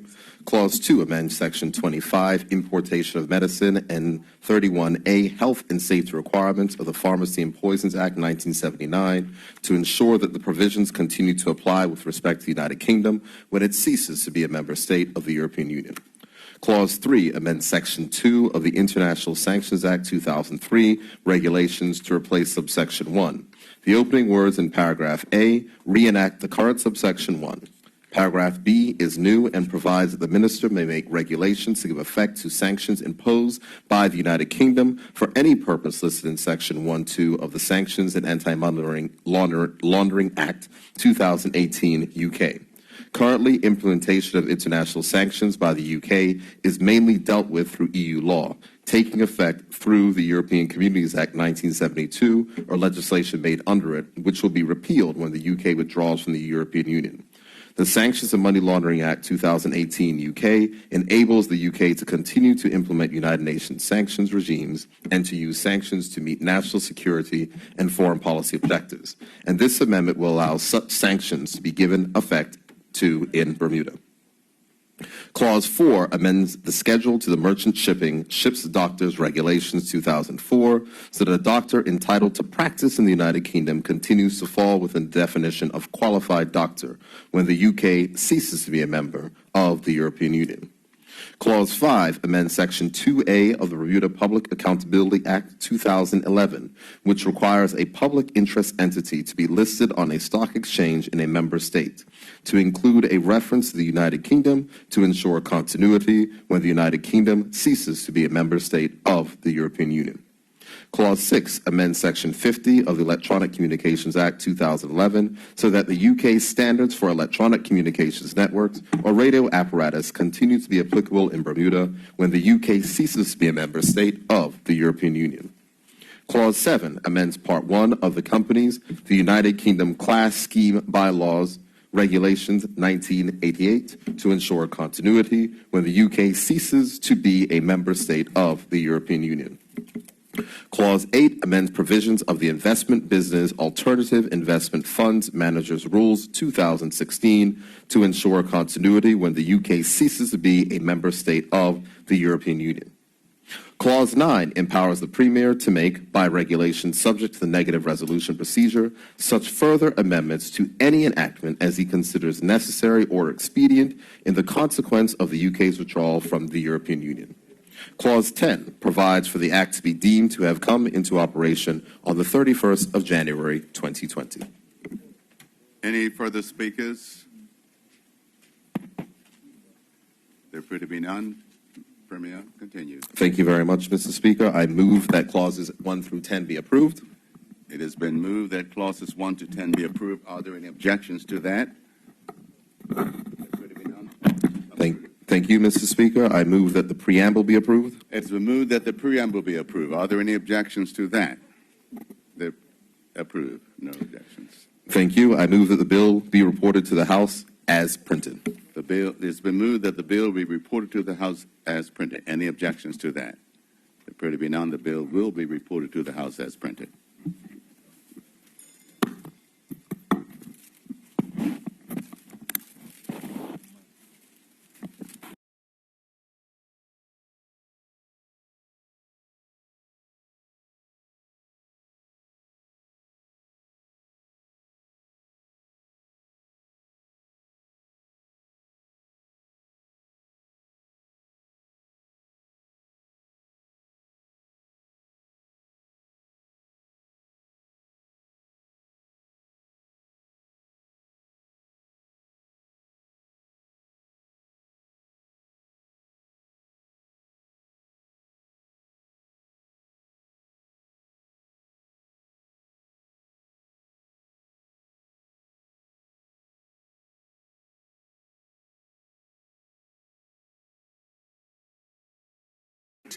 Of Benefits, Order 2020, as the next item. So, Minister of Finance.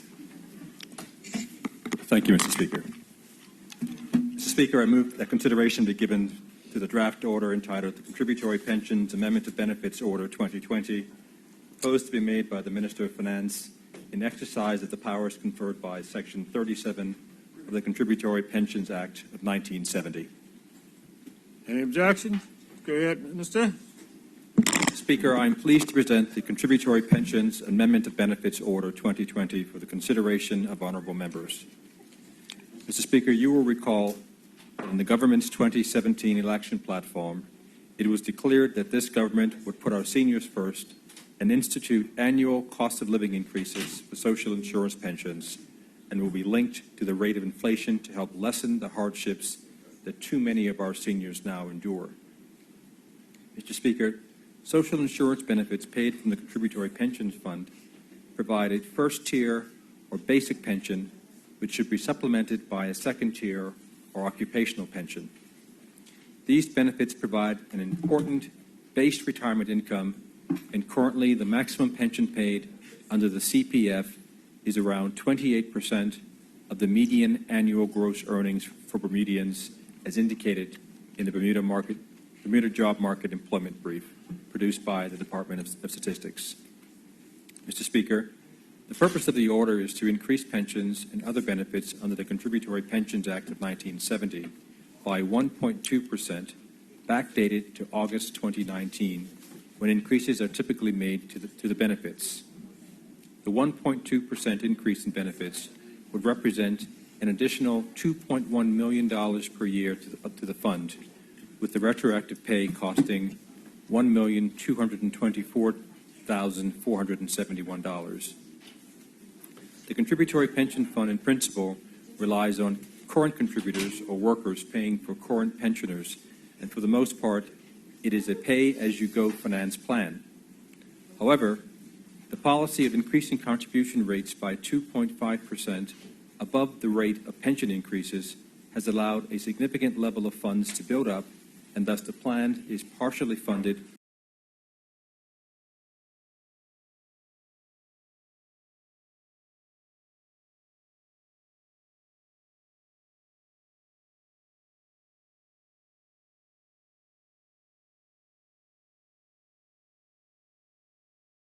make an order to revise the rates of contributions and benefits of the Contributory Pension Fund.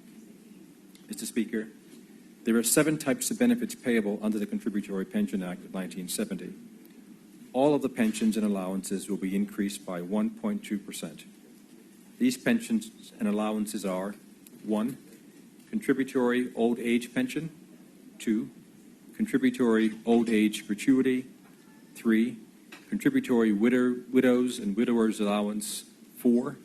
Contributory widowers and widows gratuity, 5. Contributory disability benefit, 6. Non-contributory old age pension, and 7. Non-contributory disability benefit.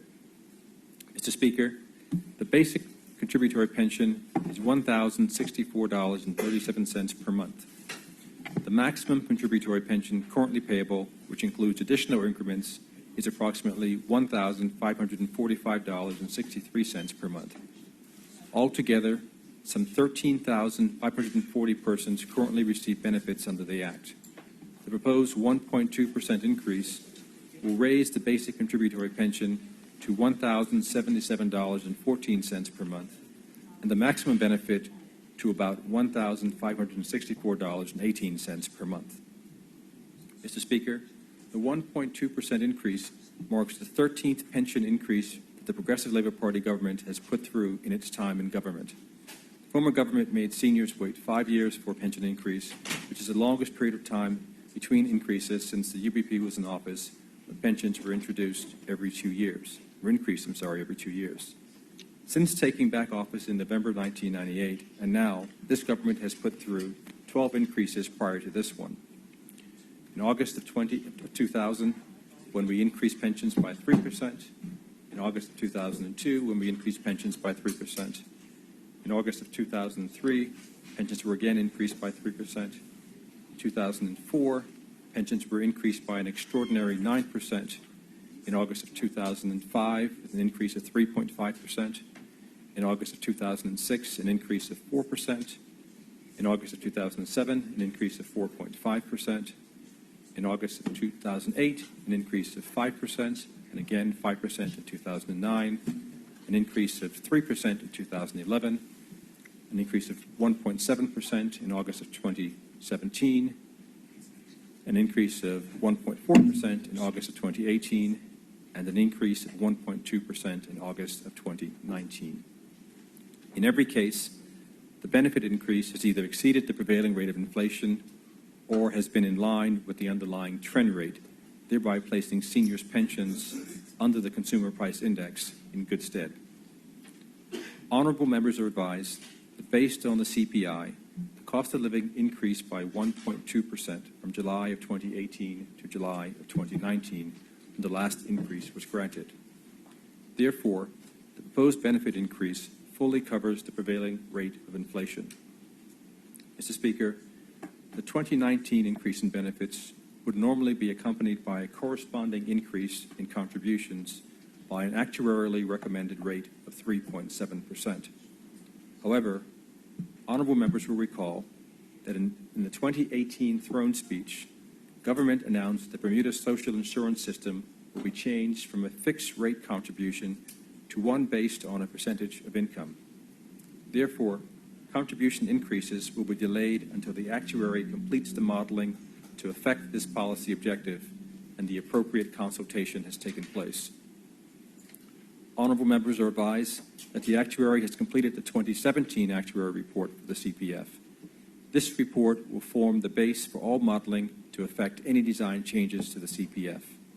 Mr. Speaker, it is also noted that contributions were last increased in August 2018 by 4.2%.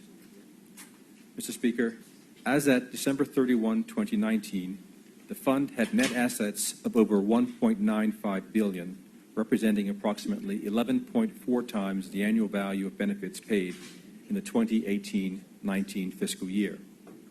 This is a relatively high level of funding, and when compared to 14 other regional Social Security schemes in a 2013 study, Bermuda's ratio is better than 9 of those countries, average 7.5 years. By comparison, the ratio for the Canada pension plan in 2018 was 8.1 times. Mr. Speaker, the effect, Mr. Speaker, is that if the CPF received no further contributions, it could continue to pay out pensions at the prevailing rate for about 12 years. However, the reality is that contributions will continue through time and will be increased from time to time. In addition, the prudent investment of the pension fund assets is also an important factor in the fund's financial position. In this regard, government's investment strategy for pension fund assets is achieving good results. As mentioned above, as at December 31, 2019, the contributory pension fund stood at $1.95 billion. For the trailing year, the fund posted returns of 15.7%, and over the longer-term 5-year and 10-year periods, the fund posted returns of 6.3% and 7.8%, respectively. Mr. Speaker, as evidenced by the 2014 actuarial report tabled in this Honourable House in June of 2016, the viability of the fund in the short to medium term is good, the fund being positive for the next 27 years until 2047. However, recognizing the long-term challenges of the fund, the Ministry will continue to closely monitor the performance of the fund. It should also be noted that the funding policy for the fund is not based on full actuarial funding, but based on sustainable funding. That is, contributions plus investment income should cover benefits and administration costs on an annual basis while the fund builds up sufficient reserves to cover several years of benefits and expenses to withstand future adverse circumstances. Mr. Speaker, despite the encouraging short to medium-term outlook on the fund, what is clearly evident from the latest actuarial review is that Bermuda, like most of the developed world, is faced with the challenges associated with the growth of an aging population. During the next 50 years, the number of persons over pension age of 65 are expected to increase from 11,080 to 16,186, an increase of 5,106, or 46%. This increase in our seniors will obviously place a greater strain on the country's pension system, and it is essential that government continues to closely monitor the performance of the fund and our overall pension arrangements to ensure pensions are set at appropriate levels. As mentioned earlier, the next actuarial report for the CPF was due for the period August 1, 2017, and has been completed. This report will be tabled in this Honourable House during the budget session. Mr. Speaker, the CPF was established in 1970 and thus has a rather simplistic design. Since the CPF was established, there have not been any meaningful reforms to the plan, even after the mandatory National Pension Scheme Occupational Pensions Act was introduced. Accordingly, the Ministry is of the view that any reform of the CPF should take a holistic view of pensions for the various categories of workers to reduce coverage gaps and any other anomalies. With the CPF as the first pillar of retirement income, reformed CPF benefits, together with other pensions, could provide for progressive benefits and a contribution formula at levels that can lead to the sustainability of the CPF in the long term. Accordingly, Mr. Speaker, the Ministry plans to engage the government's actuary of record to conduct a comprehensive review of all pensions in Bermuda. It is anticipated that this engagement will be completed by the end of 2020 at the latest and will be shared with this Honourable House.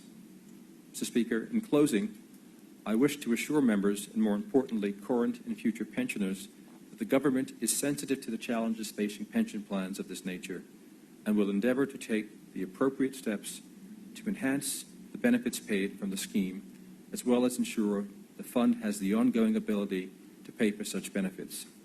Thank you, Mr. Speaker. Thank you, Minister. Does any other member wish to speak? We recognize the Shadow Minister, Member Gordon Pantolin. You have the floor. Thank you, Mr. Speaker. Mr. Speaker, before I start my presentation on this, and I thank the Minister for his comments, and realizing this doesn't go into committee, this is in order, so it'll be just handled in the House. But I think it's important for me to get across one point.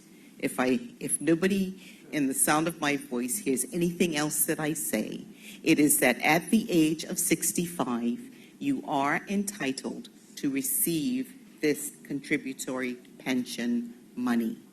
I have said this before from personal experience, that because I did not make the application when I turned 65 at the appropriate time, I actually ended up losing out on something like 7 months worth of monthly benefits. I take every opportunity, every time I stand on this subject, to remind people that whereas there used to be a proactive stance within the Ministry within the Social Insurance Department to advise people when they turn 65 that they are eligible to sign up for this benefit, that proactive stance fell away somewhere in 2015, 2014, or somewhere thereabouts. I turned 65 in 2015, and at that point in time, because I was still working, I made the assumption that I didn't understand that I would be getting a pension out when my company was still required to pay pension in. And even though as an employee, once you turn 65, you don't have to make the employee's portion of the contribution, the employer still is required to pay. So it just didn't seem to me logical that at the age of 65, you're still working, you're still paying in, and yet you're taking money out of this system. So it didn't bother me that I hadn't actually made the application to say that I'm 65, can I please have my money? And I say that to say that I don't want anybody else to be in the situation in which I found myself, having lost very close to $12,000 worth of benefit because of failure to make the application at the appropriate time. I think that at the time when seniors are able to get the benefit of not having to pay land tax, and to be at the time they were getting a senior supplement at the hospital, and it was just one holy mess, in as much as when they finally did adjudicate my matter, it actually ended up being around, the hearing was held on peppercorn ceremony day. That was the one time that I've missed the peppercorn ceremony since I've been in this house, only to be told, I'm sorry, we cannot backdate it to the date that you turned 65. So it just meant that I lost out. And I say all of that, and I don't mind. I take the lesson, but I take every opportunity to remind people that you are entitled to have this benefit at the age of 65. Make the application a month or two before you turn 65. So by the time you get to 65, that money, the process has gone through, and you are entitled. You'll get the money to which you are entitled. I think it's also important to mention that we're dealing with a 1.2% raise. And I think that we're dealing now with a time where our seniors are particularly hard strapped. They are stressed when it comes to their finances in terms of increases in their health insurance, increases in everything else that they are having to pay. And they now, if you're at the bottom end of the totem pole here, in which you are presently getting $1,064 and change, you will now get $1,077 and change, which is going to be a whole whopping $13 per month that they will be able to receive if you're at the lower end of this particular spectrum of the $1,064 that the minister alluded to. I'm going to suggest to seniors who are going to get this extra $13 per month, don't spend it all in one place, Mr. Speaker. It'll probably manage to get them an orange or 2 apples at the end of the day. However, the government does boast about their ability or about their record as to having increased pensions from 2000 all the way through. So obviously every little bit helps, and more is better than less. The minister did speak to the issue of with the $1.95 billion that currently exists in the fund, that there is, I think he said something like 12 years worth of payments that are on the fund can presently sustain. And I think I'd be very interested to know how, with the increasing and the exponential growth in our seniors, which is expected to grow by something like 45%, from 11,000 people up to 16,000 people over the next, I think, 20 years, to make. I'd be interested to see what the actuarial report shows that we will get at the end of, once that actuarial study has been completed at the end of this year, so that we'll be able to get a real handle on the efficacy of this fund and how stable it will be to ensure that those extra people who are coming on board will have the opportunity to have the benefits as they are going to be entitled to them. So obviously I know that the minister indicated that we had a 1.2% inflation, and I know that that inflation rate is based on, not just the CPI, but a certain basket of goods and services. And I always say that when we say that there's a 1.2% inflation rate, I'm not sure what basket of goods and services are really being looked at, because I do know that if one looks at their own budgets, if I had an increase of 1.2% in the budget to run my household, I would be hollering bingo.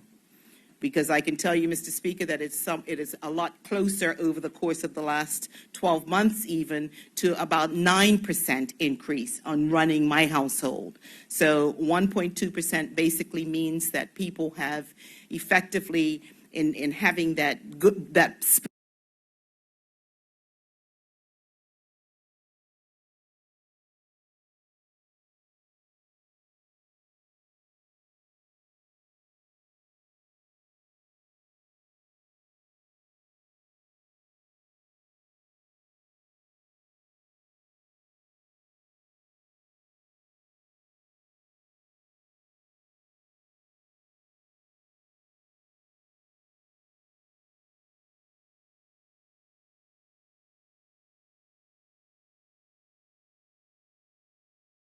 our seniors be in a situation during which they will in fact be able to get their increases closer to the time that it's due.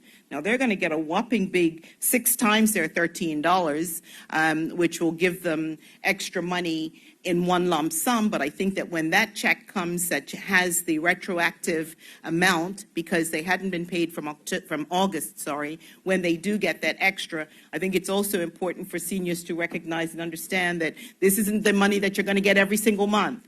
This is your 6 months worth on the catch-up, but your monthly amount is going to be, if you're at that lower end of that totem pole, as I mentioned, it'll be $1,077 if you are presently on 1064. Clearly, with the varying bands that we have and the varying types of pensions that we have with contributory versus non-contributory, that 1064 is not the standard amount that everybody is going to get, but I'm just speaking specifically to those people who would be getting the 1064, and it'll go up to 1077. I think it's important that we recognize that our seniors are particularly hard-pressed as we speak because the costs of everything is going up. And while I know that we are trying as a country to contain costs, it is difficult to expect that people are going to be able to manage on what our pensions are. So at some point in time, with obviously an actuarial extrapolation would dictate that there would be required to be additional monies coming in order to sustain a higher payout. But I think that's something that we're going to have to look at. When we start looking at the cost of electricity and the cost of groceries and everything else that goes into running a household, and not counting the taxes that the government is slamming on people left, right, and center, that we started seeing the negative impact of that last year, and every bill that we did during budget time meant that people were having to dig further into their pockets. And as I remember saying last year, you couldn't even go home and be comforted by cuddling up with your dog because even the dog licensing fees went up, Mr. Speaker. So I just say all of that to say that obviously we support any increase because our seniors deserve every bit that they can get, and we certainly support that.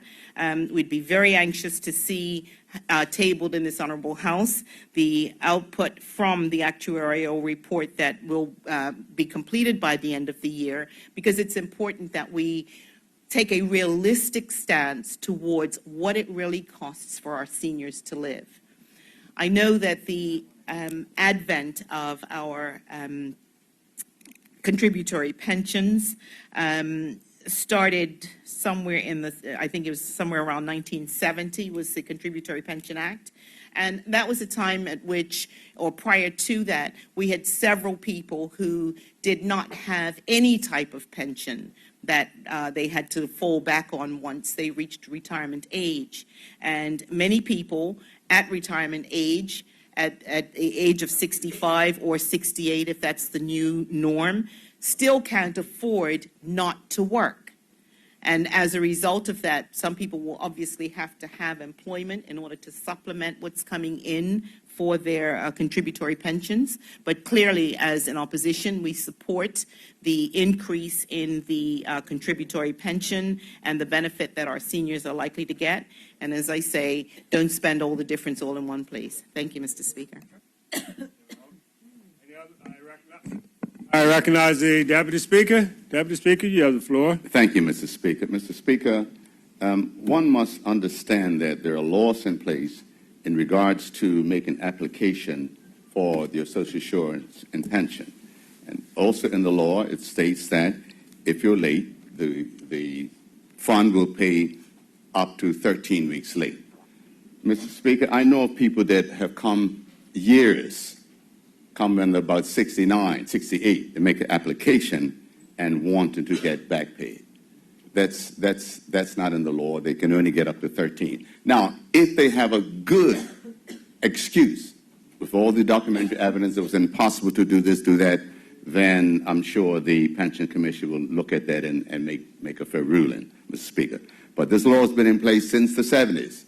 That hasn't changed. The requirements, when you put the application in and you pay, your employer knows that after 65, they stop making contributions for them. And if you're conscious of what you're receiving, you look at your pay stub, you know that social insurance when you hit 65 is not coming out. That should tell you then you need to make the application. Now, if you're making so much money that you don't check your pay stub, then you might miss it. And I figure this was happened to one of my colleagues on the other side. That's why they were late. It was a matter of need. Yeah, so I don't think they need it. And I must say, Mr. Speaker, I want to thank the minister for bringing this, because we promised that we will give increases yearly.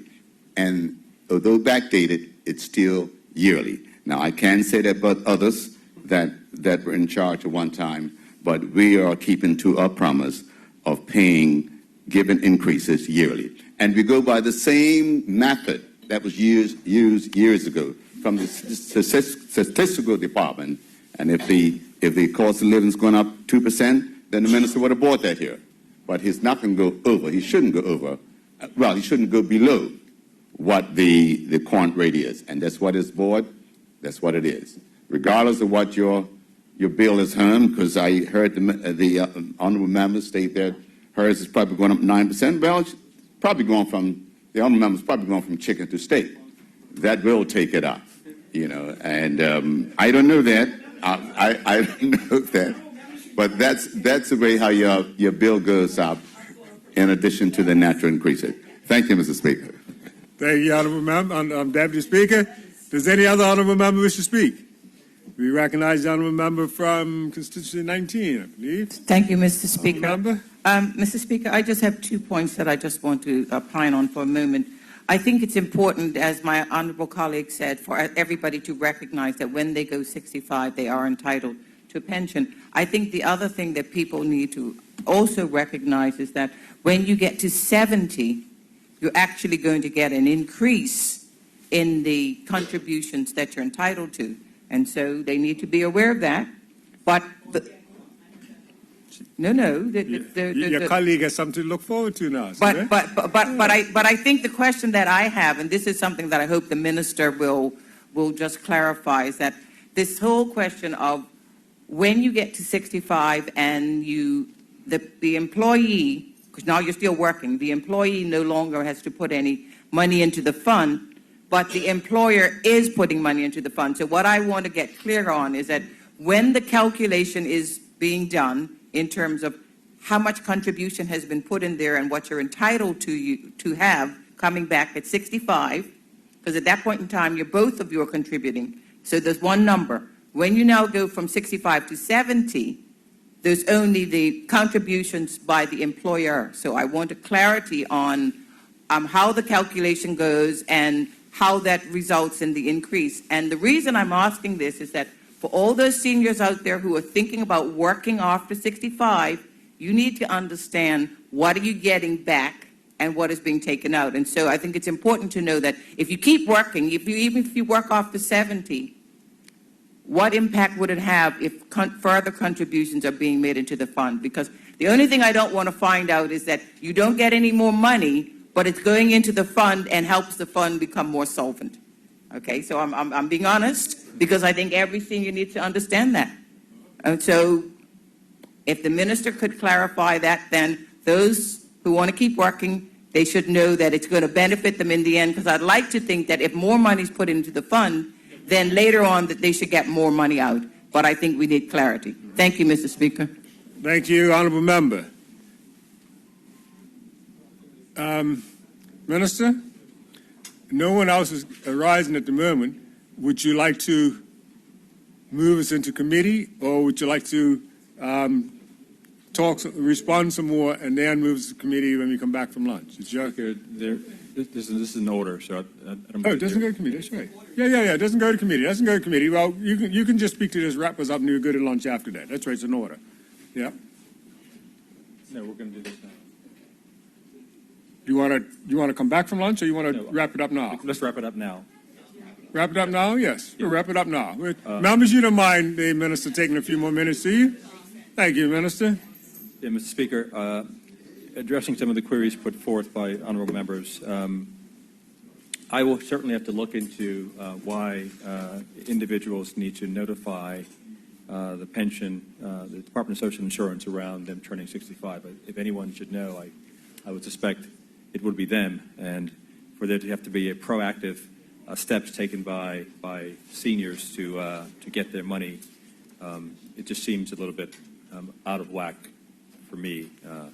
In an era when we are trying to make government more appropriate, more relevant to citizenry, it should be us doing the outreach as opposed to having seniors respond.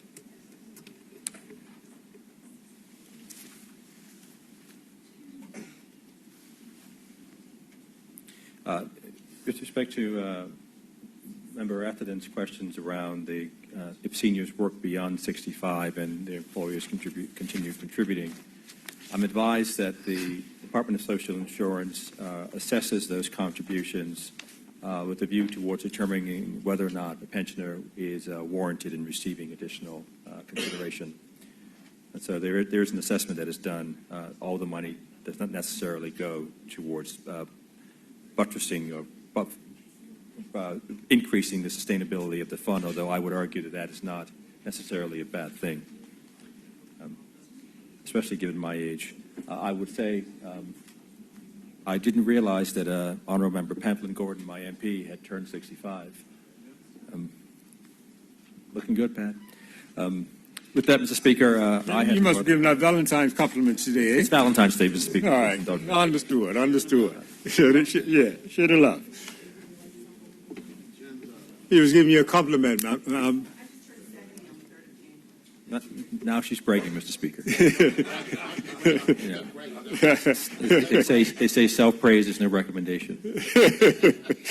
Mr. Speaker, I move that said order be approved and that a suitable message be sent to His Excellency the Governor. Any objections to the said order being moved forward and message sent to the Governor? No objections. The matter has been dealt with, and the appropriate message will be sent. Premier, would you like to take us to lunch? Thank you, Mr. Speaker. Mr. Speaker, I move that this Honourable House to now adjourn until 2 p.m. Any objections? I don't think so. We now stand adjourned until 2 p.m.